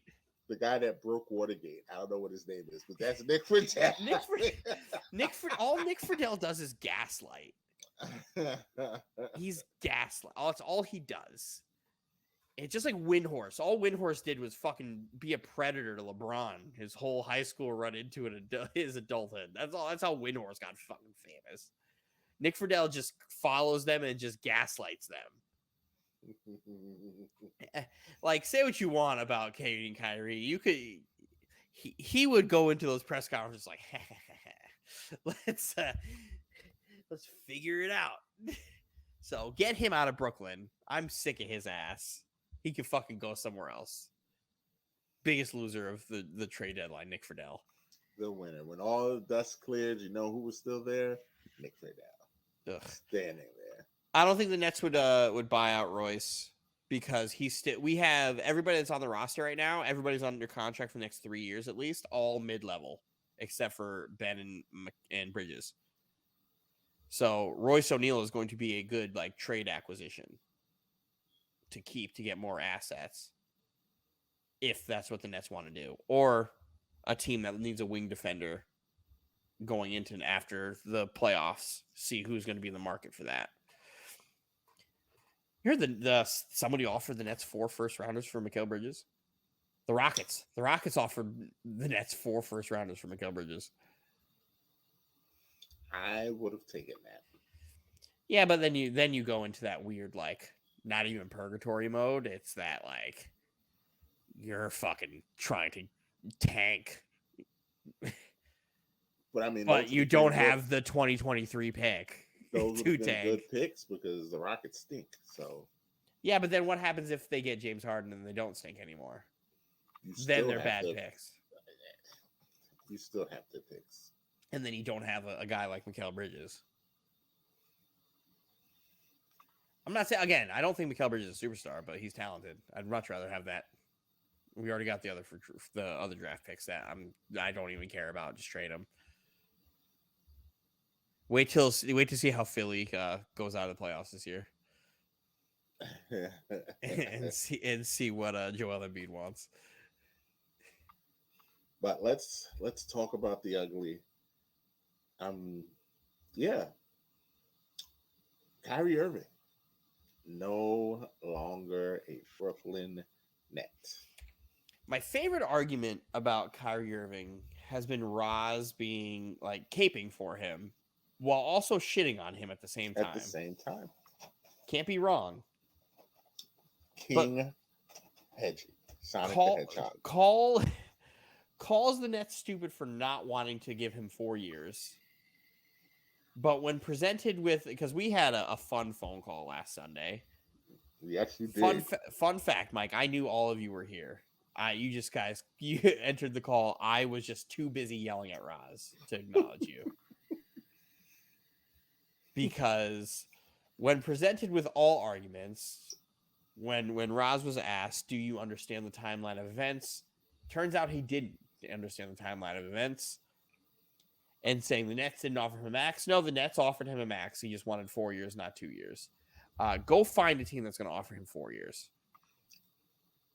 Maybe Dallas, but I don't know. Dallas may be the only team that offers him 4 years, and he probably will still say no. He'll find a reason. He'll find a reason because Kyrie didn't have to opt into this contract this year. No, he did not. He did not. But Roz thinks he had to. Because you want to know what happened? The Nets said, go find yourself a deal. Mm-hmm. They said, go find you a team that's going to offer you a contract or a trade. And he said, okay. And then he said, "Yeah, I'm gonna take this. I'm gonna take this this player option." And then when asked about it on media day, he said there weren't a lot of offers. But Kind of. shame on the Nets for trying to have morals now, though. That's the thing. Mm-hmm. Shame on the Nets for trying to have morals now. And it just Kyrie ruined the rest of the season by just requesting the trade when he did. So it's like, okay, he didn't want to wait for the Nets to give him the contract. Guess what? He's not going to have a contract by the end of the season, regardless. The Nets didn't trust him to have a solid rest of the season because he was on his best behavior for 2 months. And they have every reason not to trust him. But only the Nets are wrong in this situation. Kyrie is not. So I'm gonna let you go, Dylan. I don't know if you have a rant. I have more, but I'll take all questions because I understand the timeline of this event more better than most people do. I don't know if James has anything he wants to add to Kyrie, because James actually was with me when the trade happened Tuesday night, so he already knows where I'm going with this, and he just kind of sat patiently. So I don't know if he has thought up a rebuttal or if he's gonna just finally, for once, someone on this podcast just, I don't know, maybe say, Mike, you might have been right. You have a point. That never happens on this podcast, but no, Are you gonna answer? Are you gonna ask a question or I was provide a saying point? if he had a rebuttal, because he know. So my Kyrie absolutely. Mike's. I don't. I'm not even gonna. I ain't gonna ruin his Oh, soliloquy. oh, Go ahead. I'm absolutely taking a victory lap. He's Absolutely taking a he's victory lap. taking a victory lap because he thinks he's correct about Kyrie being a selfish person. I mean, if you're gonna go that route, then like the proof is out there into the pudding into what this was. It was a move to secure the bag or be gone. Most of his moves have been that, Hmm. but like, no, Mike, you're not wrong. I know I'm not wrong. You're not wrong here in You this know I'm not situation. wrong. But He's again, selfish. here's the He's thing: been selfish since when I it said comes this 2 years ago. when it comes to the COVID vaccine thing, I will. Oh, I even now, Kyrie's off the team. Kyrie's not a part of my team. Has gotten the best player to ever put on a Nets jersey traded because he couldn't finish the rest of the season. I should have a ton of hate towards Kyrie. I don't. It is his right. It is his right. It is his body. It is his choice to do what he thinks is right for his body, whether what science tells him, whatever the books he reads tell him, whatever information he tells him say otherwise. It is his right and it is his belief to do so. Did that right in this belief ruin the big three? Absolutely. But I will not call him selfish for doing what he believed was right. If I told you leaving your job to go to another thing was selfish of you, would I be right? No, Yes. I'd be wrong because you're doing what's best for you. So, That is the definition of selfish. no, It is. no. He absolutely did not have See, to take the vaccine, but he was selfish in not taking the vaccine. That the is the thing. point that y'all keep The, seeming to miss. It is not yes, about whether or not he has a right to not take the vaccine. He absolutely has the right to not take the and vaccine. this goes back to the conversation and the argument we've had months ago. Yes.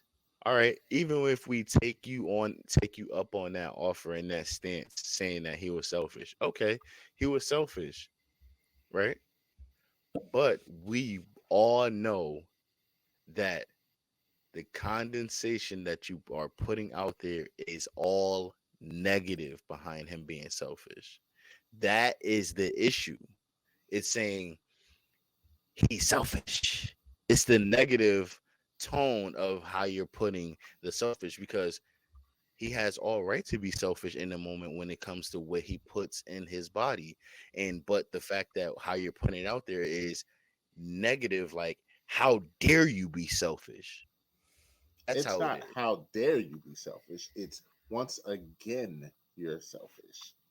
But it's the And wrong the time. negative It's the tone wrong behind him being selfish is because all the things that he does that is selfish but it's the affects other people that he claims he cares about. Every time. It doesn't affect him. He has money. He has fame. He has all of that. But you know who doesn't have a ring? Nick Claxton doesn't have a ring. James Harden doesn't have a ring. Ben Simmons don't got a ring. None of them dudes have rings. And all of them dudes decided collectively, we're going to do this. We're going to take this vaccine and we're going to go all in. And Kyrie did not want to do that. I didn't hear this. I didn't hear none of this talk when Andrew Wiggins did not, when he decided not to get the shot. It's because I Kyrie did not. was the only one that got held accountable. We didn't do this for Bradley We didn't Beal. do this. We didn't do this for Rui Hachimura. We the didn't do this for the Bradley Beal. difference We didn't do between this for Andrew Kyrie Wiggins. and those guys is that they don't live in New York where they would have to miss What's games. the point of the What's the point of the location? It's the it's Because the it it's becomes the selfish action. because you understand. This wasn't like he just Who found cares out about that? games. That is why it's a selfish act because it But affects the it's not team because it's he not doesn't negative play. though. It's not That's negative because he because doesn't play. who That's what makes it cares selfish. about that? Who cares about being a team player when it comes to what you Who have to cares put about being a in your listen, Mike, if we're a team player and if we're on this team, right, this podcast, and they say, James, you can't pod because you have to get the vaccine. And if I was against the vaccine because I was unaware of what I was putting in my body and I was completely against it, I would say, you know what, guys, I'm sorry. I know this pod needs me. This runs as a like right now. You guys know with me when I was out sick and I couldn't pod. You guys were two man weaving because we had other unavailable counterparts, right? But if I say, yo, I got to do what's best for me in this moment, would you have a negative conversation in your tone about me taking and doing what's best for me instead of it doing would be what's best this for the team? it would be the same thing that Kevin Durant did. I wouldn't like it, but I'm not going to tell you what to do. But You if gonna call me someone on the selfish? it's a selfish move, James. Yes. Yes, Wow. it's a That's where selfish I'm gonna call move. Cap. I'm gonna call Cap. See, It's a selfish see, I'm gonna move call Cap see, there. because if see, someone on the see. outside is analyzing this and looking at it like we're doing, I'm not on the Brooklyn Nets. I'm looking and discussing what I see. And if someone on the Yes. outside looks at that situation that you Hmm. just gave me, they would Hmm. go, yeah, well, he's being a little selfish. He's affecting the Yes, pride. I but get it's it. very easy for someone to be on the outside and not have a responsibility I'm of put. not on the Brooklyn Nets. Yes, yes, but But you you're can, on this but you team. can be, but you can be responsible and put yourself in someone else's position. Can you not? But Can you it's not? still I'm asking. selfish. I asked you a question. Yes. Yes. So, Mike, here's where I'll interject here, right? When you're talking about selfish and how you said Kyrie's selfish versus how James is selfish, you in your tone alone was a completely different use of the term selfish Because I know Because he James doesn't have a understands. because James because doesn't have a you're history of empathetic doing for these. James. Yes, Well, neither does yes. Kyrie. Neither does Kyrie. Look at the track record of What track selfish record does he? things What track? that this man has done in the last 3 years. It's Enlighten all, me. it's all there. Enlighten me. He didn't take the vaccine. He did not want to play in the bubble because the Nets weren't. He didn't think the Nets were going to do anything. I don't care. No, he did not. It's because of my social justice. No, he No, did that's not not want to why play. no. He didn't So want to play in the bubble. he wasn't going to play in the bubble because he had knee surgery regardless, No, Mike. he did not want. Then why was he trying to circumvent the Players Association and trying to start a revolution to get them to not play in the bubble because of social injustice? Did he do that, or did that not happen? So we're Did he going do to that? we're now hold on. So we're going to hold Kyrie Irving accountable for trying to make the focus on social justice issues during the No, pandemic. James. No, sorry, Dylan. It's my No. middle name. It's okay. Oh, I didn't know that. Didn't know that. But no, but is Was that not a selfish act that he was doing there, trying to go behind the players' union that had already voted on something and trying to get votes backdoor to get what he thought was right? Is Actually, that not that's not true. What happened at all? He didn't try to get votes. Do you that know he why was he the vice brought that up? president Do you know because why he brought that up? He didn't want to play, and he didn't think it was right. He for them wasn't to going play. to play. It's not that he didn't want to play. He wasn't going to play regardless, right? And He was out with knee surgery. He was going to play, Dylan. He did he not was want not to going play. to play. He did not want to He play. had knee surgery. He did not want to play. He wasn't going to play. He was not. I also heard Kevin Durant was going to play. Kevin Durant was never going to play. Kevin Durant wasn't going to play. He was clear. Kyrie Irving never was could going to have play. played. Kyrie Irving wasn't going to play.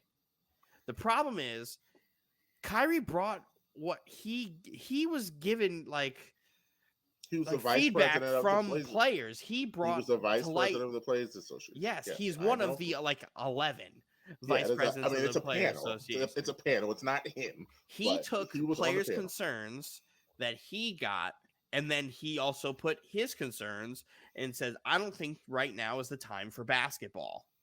And then, but was this before or after they had voted and decided to play? They didn't do the votes yet. They were in the process of doing it. And then he came in and was like, "Hey, this is what we are. This is the information that I've gathered from the people that I've talked to in the league. This is a concern for them. This is how I feel as well." So he brought together a group of concerns, not just him. So if we're going to paint him as the bad guy in the situation, that is wrong. The way that it was painted as him being this revolutionary against the fucking Players Association is wrong, and it's like piss poor. Because it sounds like the same thing that Kyrie said when Kyrie said he's the voice of the voiceless. And it runs in the same kind of tone of somebody that said that. Because he said that, right? He said that he said he was the voice of the voiceless. In that instance, now doesn't the situation that we're talking about kind of sound like the same thing? Both things can be true. But in that circumstance, he was the voice of the voiceless. Okay. He brought the problem is it came at the 12th hour. If it was brought to the attention sooner, then it might not have been a bigger deal, but it was brought before it was done. It was brought when it didn't look like it was going to go his way. Well, and the people he was talking to. I was about to say, and the people he was talking to. Thank you. So that is less selfish when you're doing it as the representative of a group, is it not? But we don't know who started those conversations. So we don't. But he left those anonymous, and we will never know. We won't know. All we know is that guys like Austin Rivers like, "Yo, I'm trying to fucking play. Don't fuck with my bread." And Austin Rivers isn't wrong for thinking that. But calling Kyrie selfish for representing a group of people who felt a certain way, that's incorrect. And I will not do that. Did Kyrie Irving take time off because he said he needed a break? Knowing the COVID protocol, and then went to... I don't have a problem with him going to his sister's party. That's fine. But going and purposely not following COVID protocol when you definitively know what it is, and then getting videotaped and not caring about it, that affects your team. That was before COVID protocol. No, because he was already out, but he had to wait longer because he was caught like that. Yes. That extended that because he didn't give a fuck. Well, do you know the real reason why he was out? It was for his sister's birthday. The reason that he gave the Nets and that he gave the league. Oh yeah, he needed a mental break because I think January 6th. Yes. He said he needed a mental break because that was jarring for him. Yes. Uh-huh. Yes. For the capital rushing.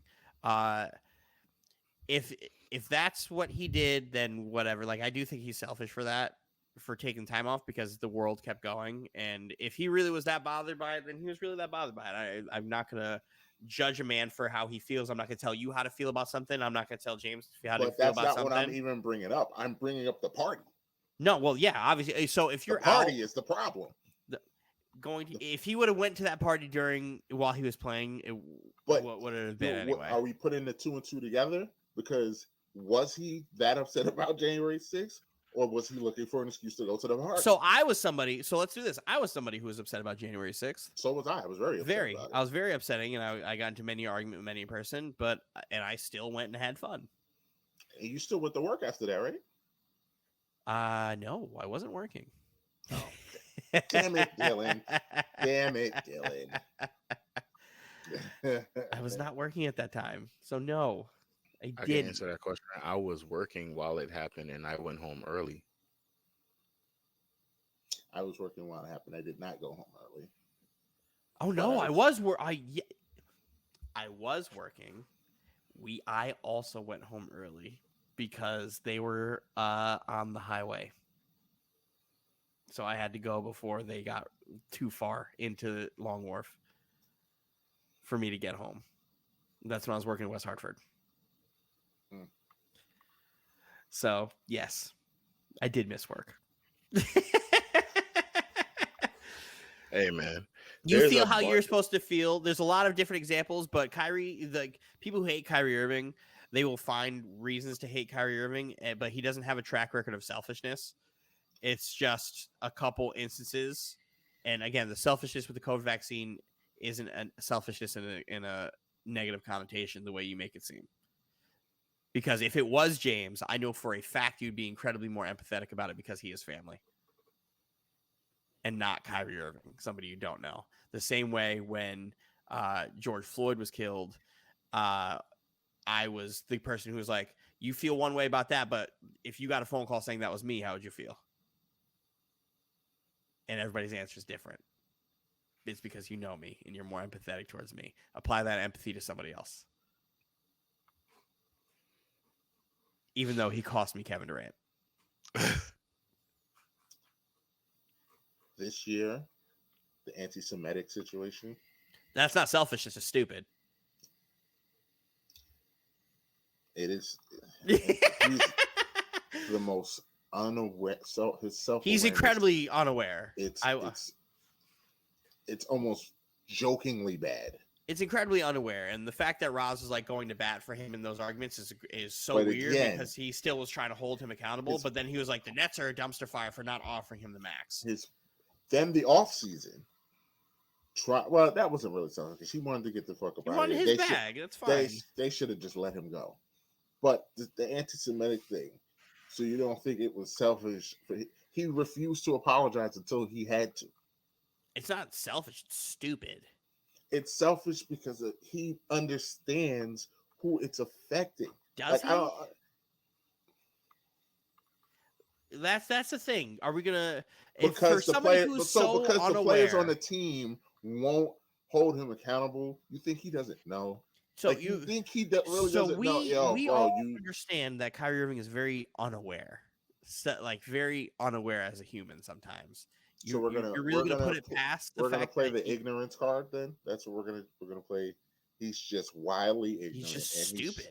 He's just in his own world. He thinks he's a contrarian, right? He's a contrarian who will argue that the sky is red, just for the sake of arguing that the sky is red.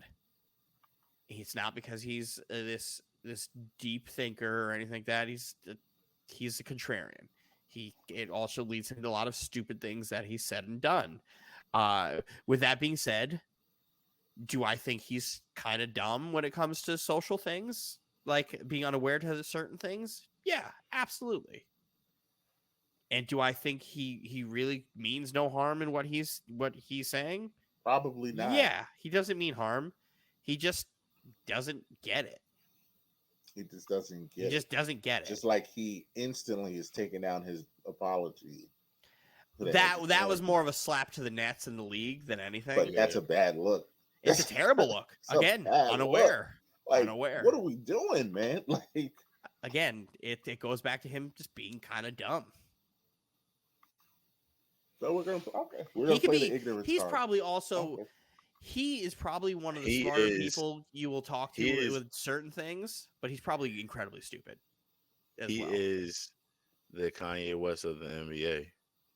Yeah, he's an enigma. I also, by the way, blame Kanye West for this because I'm on the phone talking like it's just you and me. That's how he looks at the world. He looks as if it's just him and the Instagram world as a wall, and that's just that, and it's not the entire soul population. He doesn't see it that way. Yeah, he's just unaware. He's just unaware. He's probably like a hell of a conversation. Like I he's can probably a imagine. great dude. I Probably can a great dude to imagine talk to. some of the conversations. That's why Kevin Durant loves him now, because I can imagine that some of the conversations, the circles that he's run around Kevin Durant while he was high. I can imagine some of this shit, because Kyrie gives me that he's that guy that really thinks he's saying some deep shit, and it's Yes. not at all. And you're just like, And then he'll just tell you to okay, look it up. yeah. And then he's like, well, man, you don't know, man. Just go do your research. Go do your research. And then you do your research, and you're like, it's not great. You're surface level. It's nothing. He's There's just no unaware, depth. man. There's I no will depth. play the ignorance card here, and I'm not defending him anymore. He's not my person to defend. I used to do the thing where, yeah, he's a weirdo, but he's my weirdo. Now he's just a weirdo. He's not my weirdo anymore. Hmm. But like, wish him all the best. I hope he gets whatever the fuck he's looking for, but I also hope he becomes more aware of the things that he does. I hope he has a great time with I Luca. hope he plays basketball. That would be great, I because hope he plays basketball he because he gave us cares.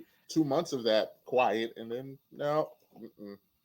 I hope he plays basketball because when I told Roz he doesn't play basketball, Roz said, but he plays basketball. He averages 27 points. I'm like, he literally plays basketball. Yes, but he doesn't play basketball enough At all.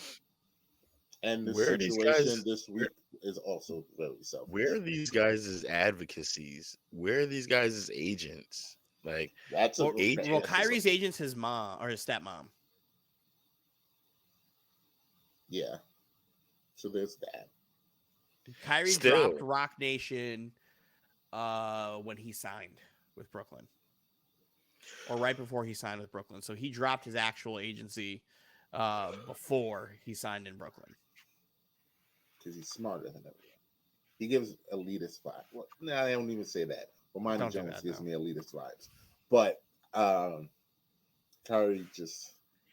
But It's a he, holier like, than thou. It's not yeah, elitist. because It's like holier than thou. I see him talk to the media, and it's just I can tell he's disgusted. He just doesn't want to talk to the media at all. But Yeah, because they just want to but get the clip.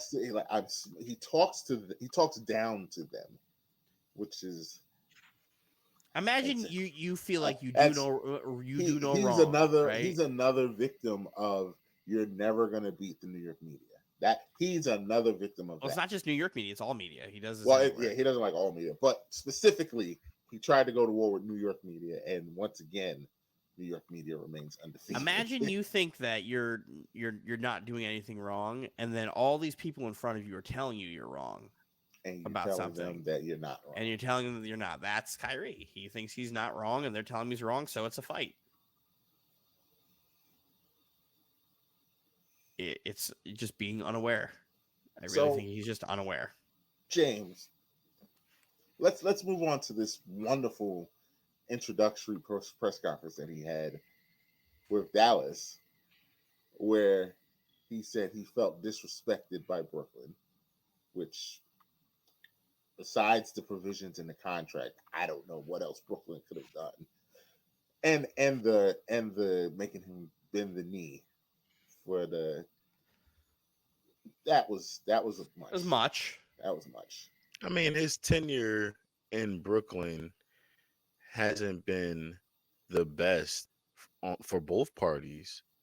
For both Yeah, parties, it was a toxic like relationship. it was, yeah, like it was tough having him as an employee, and it was tough as for Brooklyn being the employer of him. Like they forced his hand on a lot of stuff, and vice versa. So like he can feel that way. I think I think he has the all right to feel that way, and I think they have all the right to feel the way they do too. It was both sides. And neither He one will acknowledge that there's yeah two sides. yeah Yeah, he'll look at it and say he did nothing they wrong. they he'll look at it and say, "They suspended me when I said I didn't want to put this in my body." He'll look at it and say, "I thought that we were a team, and I thought they would have my back, and they will realize what I was trying to do when it came to the anti-Semitic stuff, and they suspended me. They didn't have my back." And he can look at it. He can just look at a whole bunch of scenarios from his standpoint. He'll think that I tried to re up and sign an extension, and they wanted me to sign a They wanted me clause to play saying basketball. that saying that I would play back. The only part of that clause that I didn't like was them putting in that they had to win a championship because that was crazy. That's a Kyrie stupid has clause. Kyrie has no. I mean, he has But control over it, but but he doesn't that's have I feel control. like Like that's not. I feel like You that's can't put also that a part in ploy there. on, you know what? All right, since you're gonna play hardball, this is a fuck you. Yeah, because him and his team wanted to do business when the Nets were like, let's just wait till the end of the season. Let's just go. You want to negotiate when we're not ready to negotiate? We're gonna give you the same offer that we offered you. And we're going to put in this clause that says that we can void the contract if you don't win a championship. But he's a superstar, so And that was you Rodgers' point. ask Well, he's you a ask superstar. you, No you ask superstar gets that contract. No any superstar yeah. acts like Kyrie Irving. But if you get any superstar, you can put anybody in that situation. I feel like no one else gets that stipulation. No, Because no one acts like Kyrie Irving. nobody does. That's the problem. Nobody misses basketball games the way Kyrie Irving misses basketball games for being healthy, and that's the biggest point of the contract, where it all of a sudden a team trying to get accountability out of a player after seeing at this point 4 years of just like no control, when the team's like, okay, we kind of need to get a better ROI on this. Like, this is what we need to do. And Kyrie's like, no. How many games did say that he has to win? Well, they said he had to play 60, barring injury. Mhm. You have to play 60. Imagine Like being that's asked to play like 60 that's games. really a tough ask. Like He's never played 60 games. Nobody plays 60 games. But he's played 58 Nobody. games. I'm not at the making an most. excuse. I'm just being realistic. Nobody plays 60 games. I mean, I'm not making excuses for it. I'm just saying in general. maybe if the Nobody NBA plays. wants to fix these resting nights, I don't think they're gonna. you I put it in the don't think they're gonna contract. They're never going shorten to do it. it, but they're not. Don't shorten the season. Put a Mm-mm. clause saying you got to play X amount of games, and that's barring injury. If he gets hurt, he's still fine. That's the thing.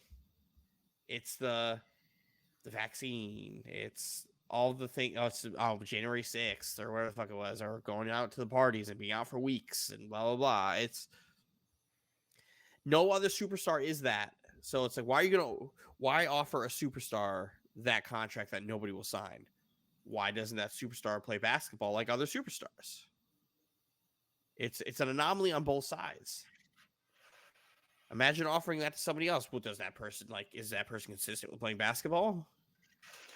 Does do you guys think Kawhi is injured all those times he's out during the season? No, but Kawhi is also somebody that if they were like, hey, we want to give you one of these contracts, we got to play X amount of games, I'd be like, yeah, that makes sense. You kind of want that better return on investment. it would make sense, but even still, Kawhi is only missing games because he's been injured. Like that plays a part. Like there's definitely Kawhi definitely just takes nights off. 140%. Yeah, he definitely takes nights off.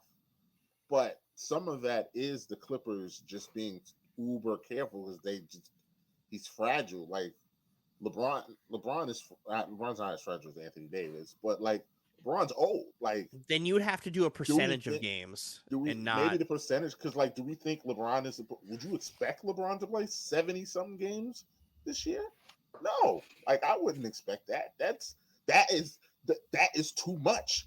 Like that's too much. But that's the problem. We're at the point where it's like, imagine asking these players to play a majority of the season.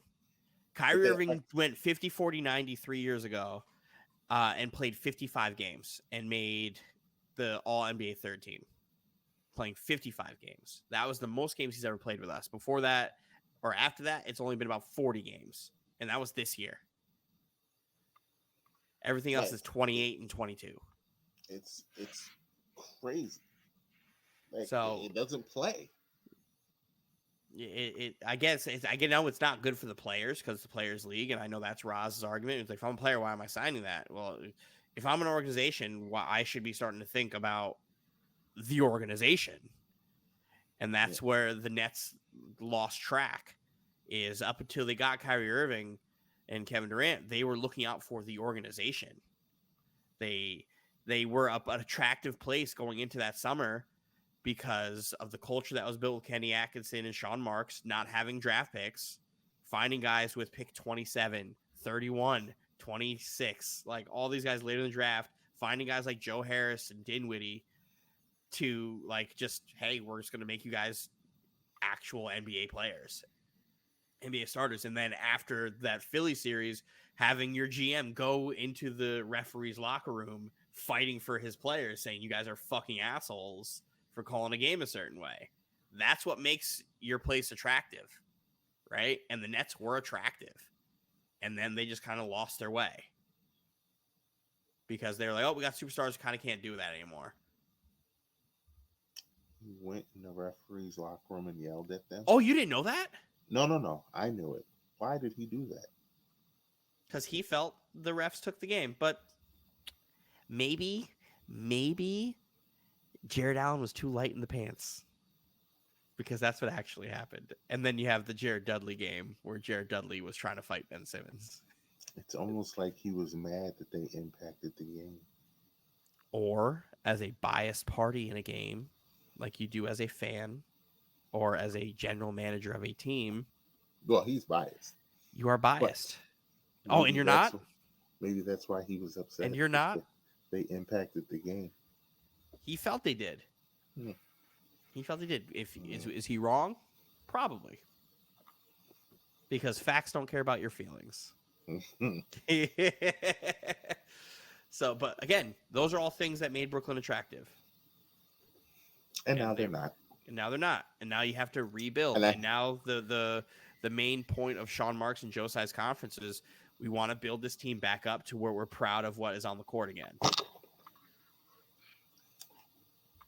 I do want. If that's not the largest shit on Kyrie Irving I've ever heard of, then I do want to point out low hanging fruit, because he's no longer a part of the organization. So it's like, what's the point of that statement? You guys don't have him anymore. That's more petty than anything. Oh, absolutely. But the Nets, man, it's been a wild 48 hours for you guys. And the crazy part is, I'm so over it already. I'm glad it's done. I wish we could have kept Kevin Durant, but like, I'm glad the weight is off my shoulders and I can just root for the Nets again. And I can root for the underdog.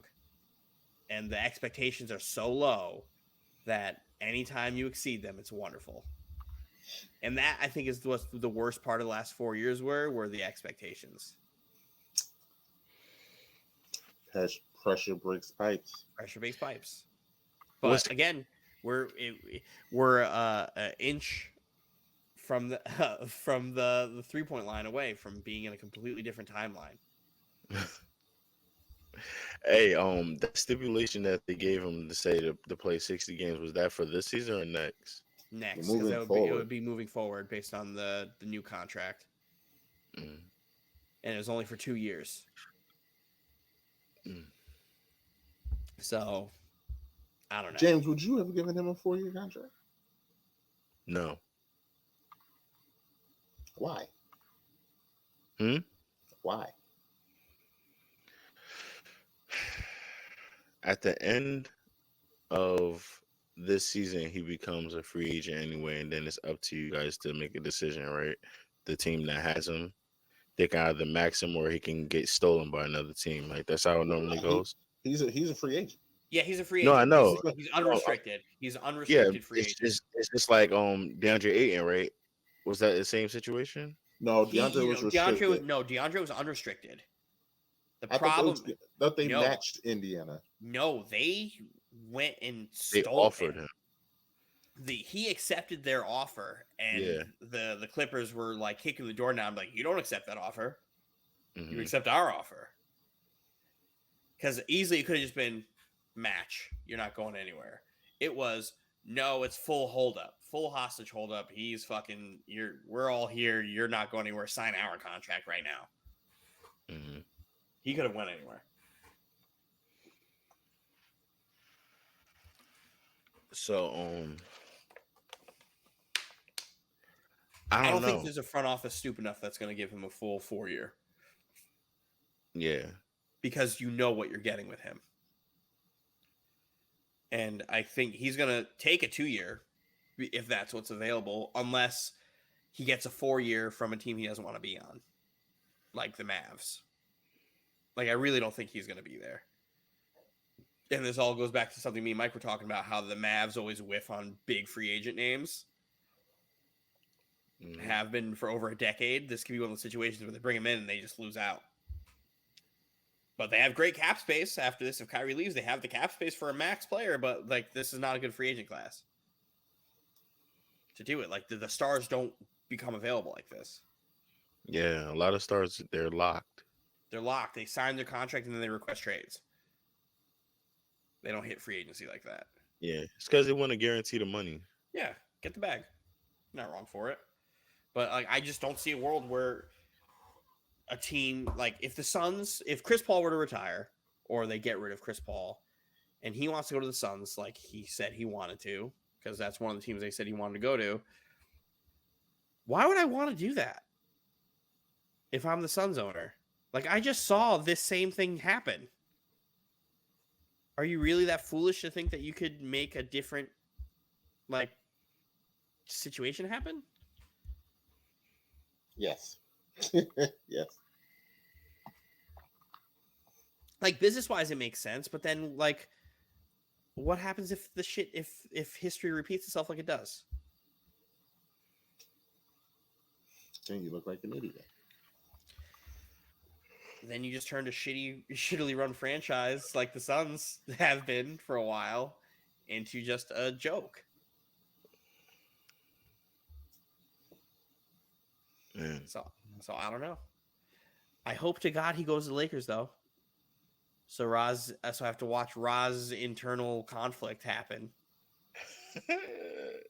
Because he was pounding the table for Kyrie, and then he did the anti-Semitic shit, and then he wants to pull out the morals. Yeah, he's just to throw him away. Was I wrong? Hold on, was I wrong for bringing up Kobe Bryant's case in our little argument that time, a couple days ago? I mean, it was kind of a stretch. Because the reason why I brought that up is because he said Deshaun Watson was a shitty person for having allegations. Yes. He loves to bring up Deshaun Watson. So if Deshaun Watson's a shitty person for having allegations, so is Kobe. With that logic. Right? Yes. The problem with the Kobe one, to me, in my opinion, is I don't think Kobe raped that girl. But then still settled in a civil suit after. Yes, I think she wanted money. That's wrong. I think she wanted money. If she wanted money and you didn't do it, you don't do anything. But it would have been very hard because you don't have to be. It's a lot easier to get a conviction in civil cases than in criminal cases. So instead of fighting it, you're just gonna say, because to me, if you settle in a civil case, you did it. And that's where you're in the court of public opinion. To me, it's the opposite. If you settle in a criminal case, you did it. You did it. You know you did it, and you don't want to go to jail. If the criminal case gets thrown away because you're not going to get people to testify, okay, some people aren't comfortable coming forward with that stuff and want to remain anonymous. But then if you settle after, you probably did it. I think most people settle the civil cases. Dylan thinks most people are. Most people probably did it. See, I also was told I was crazy because I said OJ killed his wife, but fuck me, right?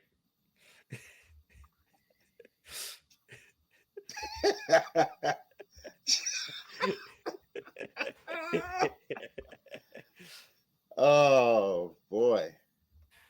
Not gonna get a reaction out of me, Mike.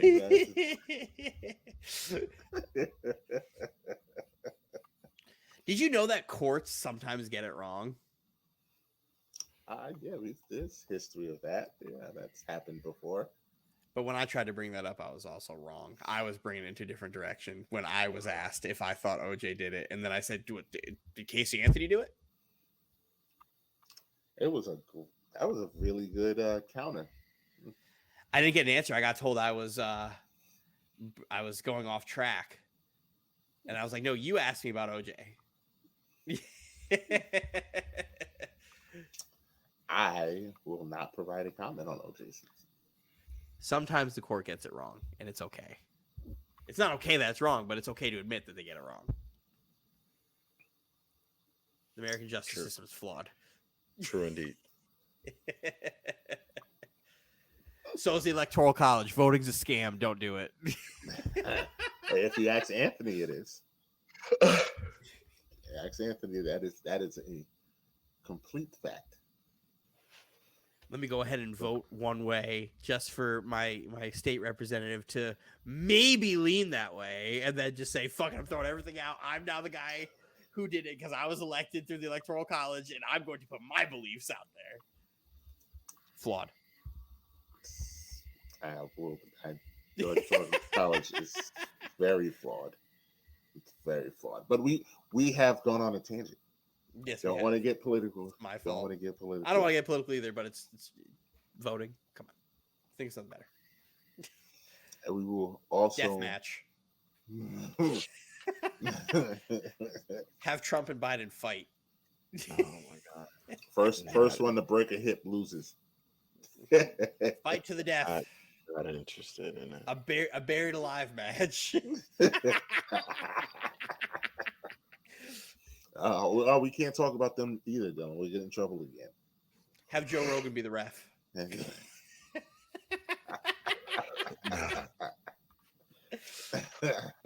Have him commentate it while refereeing at the same time. He can do everything. Factory. He knows everything. And then at halftime he does a stand-up set. Him and Dave Chappelle. There you go. That's nice and. I don't know if you know this about me, Joe Rogan. I smoke rocks. Yeah, James, you can't fight it. You know the reference. Don't fight it. Well, yes, let's move on from selfless Kyrie and move on. That's it. I mean, there's a zillion trades. After the big game on Sunday, I'll let everybody decompress with the trades. Let everybody get a couple games in before we do a mid-season runoff. Because as I told Dylan, I really feel like our season predictions, like which team is going to do what, I mean, can't really hold a lot of these to order now. Because I feel like you're also saying that because you picked Brooklyn. That's absolutely why I'm saying it. Absolutely. We don't lie here. I'm standing on it. Go put some money on it because their odds have plummeted. That might be a great bet. Their odds. I saw on SportsCenter that they are now 70-1 to win the East. Put some money on it. Never know. I will not. I'm upset that 71, I did not. I'll put $2 on it.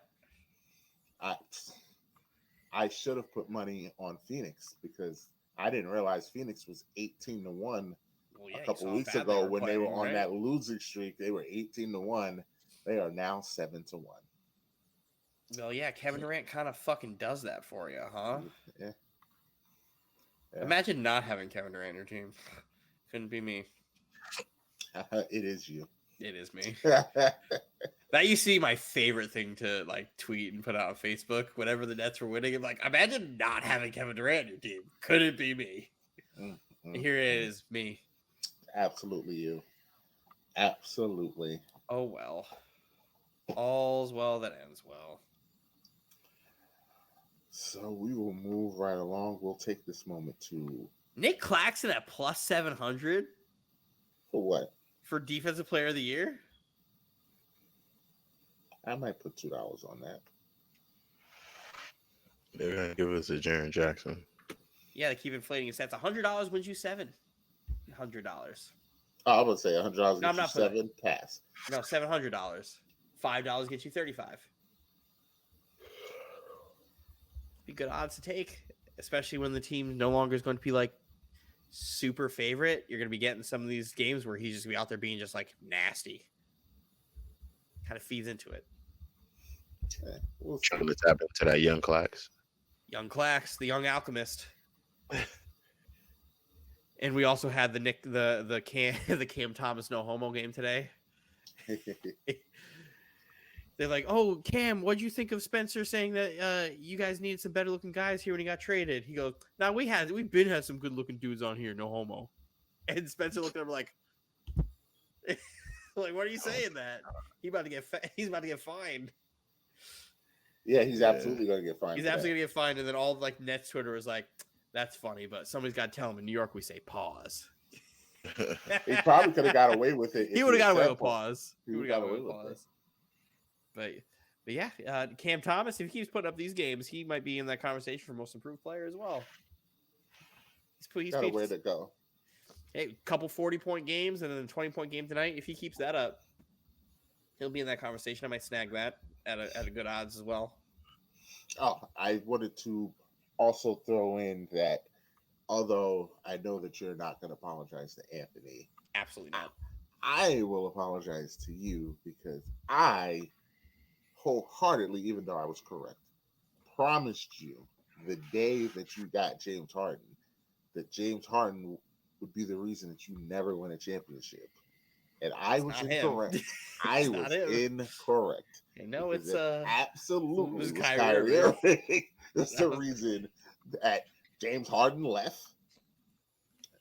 And now this KD's gone. He's gone. It absolutely was Kyrie. So I was incorrect. James Harden was the voice of reason, shockingly enough. Look at you standing up for James Harden. I still will never forgive James Harden. Still stinks. But for how he went out in a blaze of glory. Just not playing. That Nets Sixers rivalry is dead also, by the way. Absolutely. It's completely dead. Absolutely. It's not a thing. Not a the Knicks rivalry, though, will live in forever because we have two mediocre teams that will just keep pushing. The Knicks are better than a mediocre team. What seed are they right now? 7. A mediocre team. Oh, we'll see what happens by the end of the season. Do you think the Knicks got better? I do. I do think so. Do I still think they're mediocre? You still think they're going to win 42 games? I never said they were going to. You did.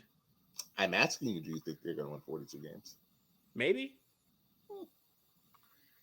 I just want to point out, because they're absolutely going to win 42 games, that at the time of the trade, they were still on pace to win 42 games. Before you even try and throw that out there. I'm not saying that. I was not going to say that. I was not going to say that, Michael. This second, before the trade, before anybody has played anything, we're still on. Why are we assuming that was I was going to say, huh? Just getting it out of the way. Last time somebody said we was assuming I was correct, and I wasn't assuming. Just getting it out of the way. But what happens? In what world do we live in? Where they don't win 42? No. Where they just fucking crater. Then it's a disaster. And when I say crater, I will define what I mean by crater, because Anthony won't. What happens if the Knicks just drop 20 games in the second half of the season? Then it's a disaster. And they have to blow it up. They have to fire Tibbs and they have to blow it up. What happens if they barely make 42? Do you still think similarly?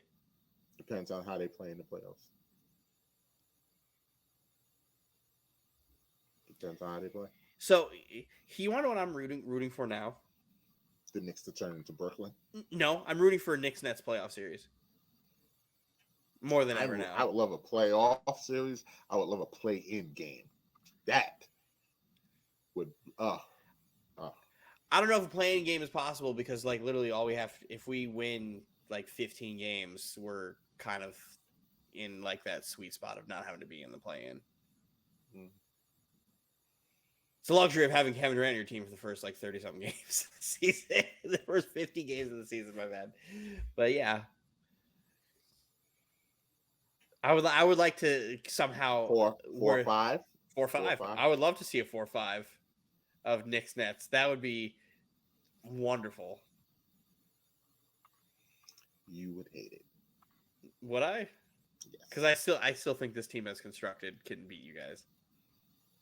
We're gonna see on Monday. Because I think RJ Barrett would be the person that does you in. I think RJ would be one of the reasons we win. No, I think Brunson and Hart would be. Brunson, Hart, and Randall, obviously. But I think RJ's every other game. We'll see, because as I've stated multiple times on this show, RJ Barrett is a second half player. He's an every other game player. He's a second half of the season player. And we're going to see it again, because we're coming up on the second half of the season. The second half of the season last year, you guys were already out of the playoffs and you stopped playing people. So that's why. What happened the second half of the season? More playing time. The year they made the playoffs, because he also got dramatically better in the second half of that. And then disappeared in the playoffs. So we're going to just keep qualifying and moving the goalposts. Yes. As I've stated, yes, he has gotten better. At least I'm doing that. You're ignoring my every other game statement. I acknowledged it when you said it before. No, you said But you're not every other game. I expect him to improve. And then in a 7-game series, that means game 1, 3, and 5. 1, 3, 5, and 7. But you have to get to 7. I mean, it would be great. It would be great. New York would be on fire. I would wish that upon you, but I know damn well you are not prepared for what would happen in a Nets winning of a playoff series against the Knicks from me. I mean, it is what it is. We have to take the good with it. Gotta risk it. No risk it, no biscuit. That would be absolutely a wheel spin. I would absolutely be down for that. Remember when I tried to get Anthony to do a wheel spin for that last game and he just wouldn't? I feel like before we move on to the game, I feel like James should owe me a wheel spin. Because you guys didn't really bet nothing there.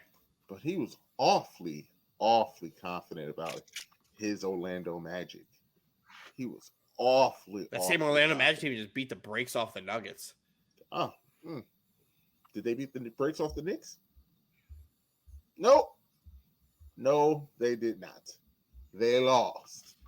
You were awfully.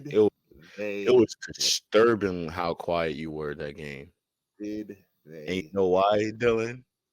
Because they were losing the entire game. It was a close game. Don't act like the Knicks were down 20. What did I just say? What did I say, Dylan? But your tone made it seem like the Knicks were getting blown out and they just came. No, I didn't. I said they were losing the entire game. You were quiet. They were down by 5. They were down by 5 in the first. They were down 4 more in the second, they were down by 9. And then they were down by 4 by the end of the third. And then they won by 4. So they were losing the entire game. You were quiet. It was a back and forth game.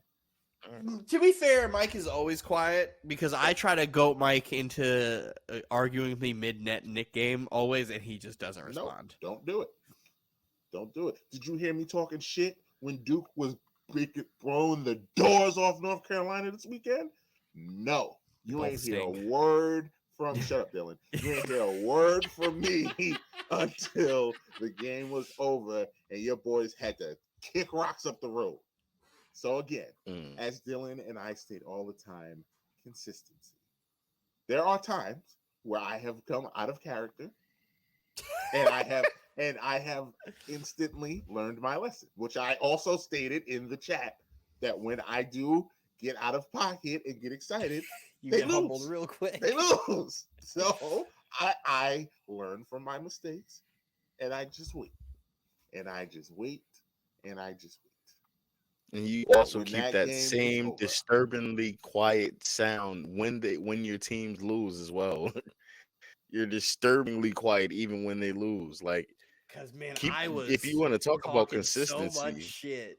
but I was when the Knicks lost to the Nets, I was out, and I said that before the game started that I was going out. Oh, but then He you hopped popped in into it, the chat and tried hopped to in, say shot like, something "Hey, else. what's going on, guys? I kept What because did I I didn't know miss?" what happened, and then I saw what happened, and I was like, "Well, Dylan's yelling at Anthony, so Dylan, you I'm just know gonna Mike like back I out. know Mike. I'm just Did gonna Mike back out." not know what happened in that Nets Knicks game? Mike decided to be unbothered and tried to go in there like, you know what? I'm just not going to acknowledge what's going on here. Let's talk about the Royal Rumble. And he's like, man, this Rumble's gonna like. As soon as he saw it, I was like, oh hey, Dylan, Mike. when I You got excited all home, these things. when I got home, Like, was it oh, I not the forgot the Nets and weirdest? Knicks were I didn't playing forget. type of I thing. didn't forget. I saw when I got home that they had lost, and I looked in the chat and saw Dylan flaming Anthony. So Like and one does. you just left Anthony out there, James. You just left him out there. It's not James's argument. It's not James's fight. Because James is not a Knicks fan. That's why. No, James is a Knicks fan. Just James doesn't indulge in my fandom. Just letting Anthony die on the cross. Anthony trying to needs to defend die himself. on that Anthony cross, needs though. to die on that Anthony cross. Anthony is the worst Knick fan in history, He is. You so didn't he take his deserved card it. this week. You saw? Did you Yes. see what he said today about the Zach LaVine trade? He's like, "Oh, we're a terribly run organization." Yeah, Blah blah I blah. was like, He's like, "And watch us still lose to the Nets." And then I said something. He goes, "We're not losing to you guys." I'm like, "This you?" like, like we were just I don't know if you guys excited saw about the Josh Hart, L. and now they're poorly run organization. Like, make up your mind, sir. Make I don't up. know if you guys saw the contradiction I Yeah. caught Yeah, James Anthony in. revoked Anthony's Knicks card this week. Yes, We've all done that though. yes, I've done it big multiple time. times. And he started. You missed it. He started a video chat today, right? Was it today? He started a video Yeah, chat. I was working. Yep. I'm He upset I missed started a it. video chat, and it was right before I went to the gym to play basketball. I hopped in there, and it's just him and Raj just talking. They just talking and laughing about the Nets and everything. And then I popped in there, and I said, "Yo, Anthony, what's your record to the finals?" He said, "Boop, left." Bitch, such a bitch. I swear. Uh, oh, I can't wait to see him on Sunday because he's got some explaining to do. Oh, he's gonna Can, get jumped. can you guys please just gather together and just come together? I'll put the camera like this, and Just- we can communicate right there. just come together as a group, as a whole, and just embarrass him for me. I hope Roz Just- makes it. Roz says he's trying to make it. Yeah, I spoke to him earlier today. He's trying. He's trying. Oddly enough, there's not a lot of flights from Atlanta to Connecticut, but yeah, he's trying. We'll see. Stay tuned. I'm very interested. I made sure I have enough food for everything. Make sure he has stuff to eat. Yeah, I make a big poke. Big poke. But yeah, no, fuck Anthony. That's the moral of the story. Fuck Anthony. He is the model of inconsistency. and like I said in the chat today, just please, when the Knicks and Nets play on Monday, just shut up. Just quiet. Just leave it alone. Just leave it alone. You can talk afterwards, but that is the weakest one. I now that I'm talking and we've been talking, this was a very good week for me. This was an excellent week. Dylan's misery, Duke. My beating misery North flew out the window Carolina. real quick though, so fuck you. No, Nobody them, bounced back like me. Them winning tonight means nothing because they still stink. Dylan's misery, Duke clapping North Carolina. It's great. It's great. I don't know if James Oh thought wait, no, I I'm didn't not know completely miserable. what happened. I'm not completely miserable. Hold on. Didn't you have another slide?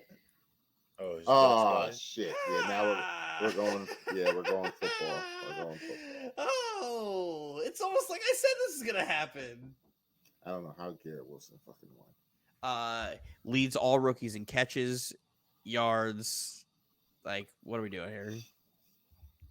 What do you mean you don't know how? The numbers are there. Hell, The numbers are there. I'm Go so find me a glad. better rookie wide receiver, a rookie offensive player than him. So good. Walker. Kenneth Walker. Oh, how many yards? I don't know how many yards he had, Dylan. He didn't. Exactly. That's what I'm saying. He didn't have enough.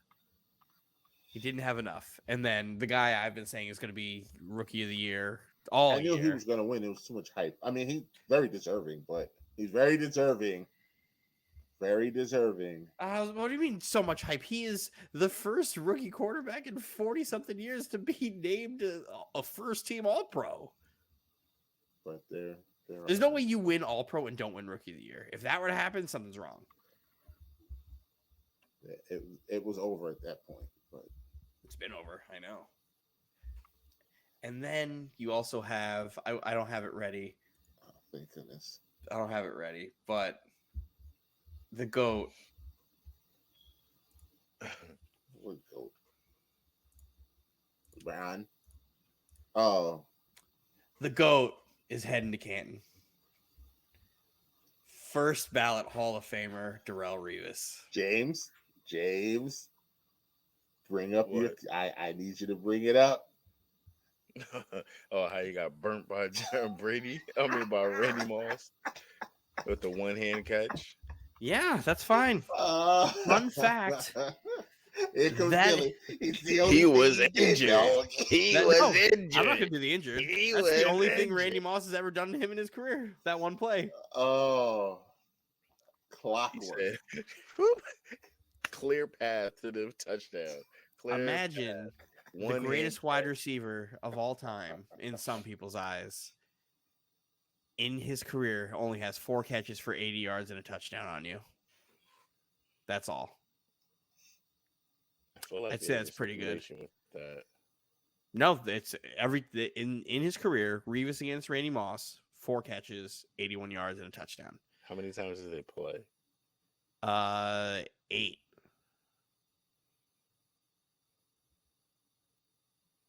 8 games in the entire career. Mm-hmm. Revis got drafted in 2007. And then Randy was only in New England for 4 years, if that. And then he retired. And fun fact, like 65 of those yards were one play. And it's that play.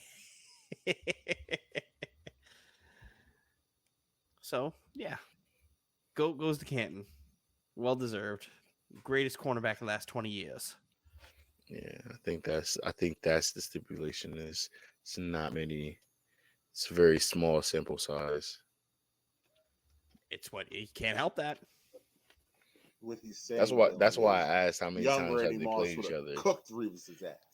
Yeah. Are we gonna act like the Randy Moss that played in New England wasn't still prime Randy Moss? Cooked him. Are we ignoring my question like we tend to do? Cooked him. Oh, okay, there we go. How many times did they play each other in that? In what? 4 times. Play once a year? Twice. So I thought he was only on New England for 3 years. But it might be. I could be wrong, but it's either 3 or 4 years. And then he went to Tampa for a year, and we like to forget about Revis in Tampa. Why? Wasn't he still Revis? Oh, that's Michael Jordan with the Wizards. That's Michael Jordan with the Wizards. But then Revis went to New England and won a Super Bowl. Mm-hmm. Yeah. Funny how that works. It's almost like when you come off a torn ACL, it's not easy. Back then, at least. Or you put the best bump and run coverage corner in cover 2 all the time. It's not how that goes. Anyway, Patrick Mahomes is the MVP. Is the MVP of the NFL. Not Jalen Hurts. Nope. James, out of 50 votes, I want to ask you this question. Out of 50 votes, the way Mike talks about Jalen Hurts, being the MVP and one of the best quarterbacks in football, how many votes do you think he got out of 50? You know Patrick Mahomes won. So, with that being said, how many votes do you think he got?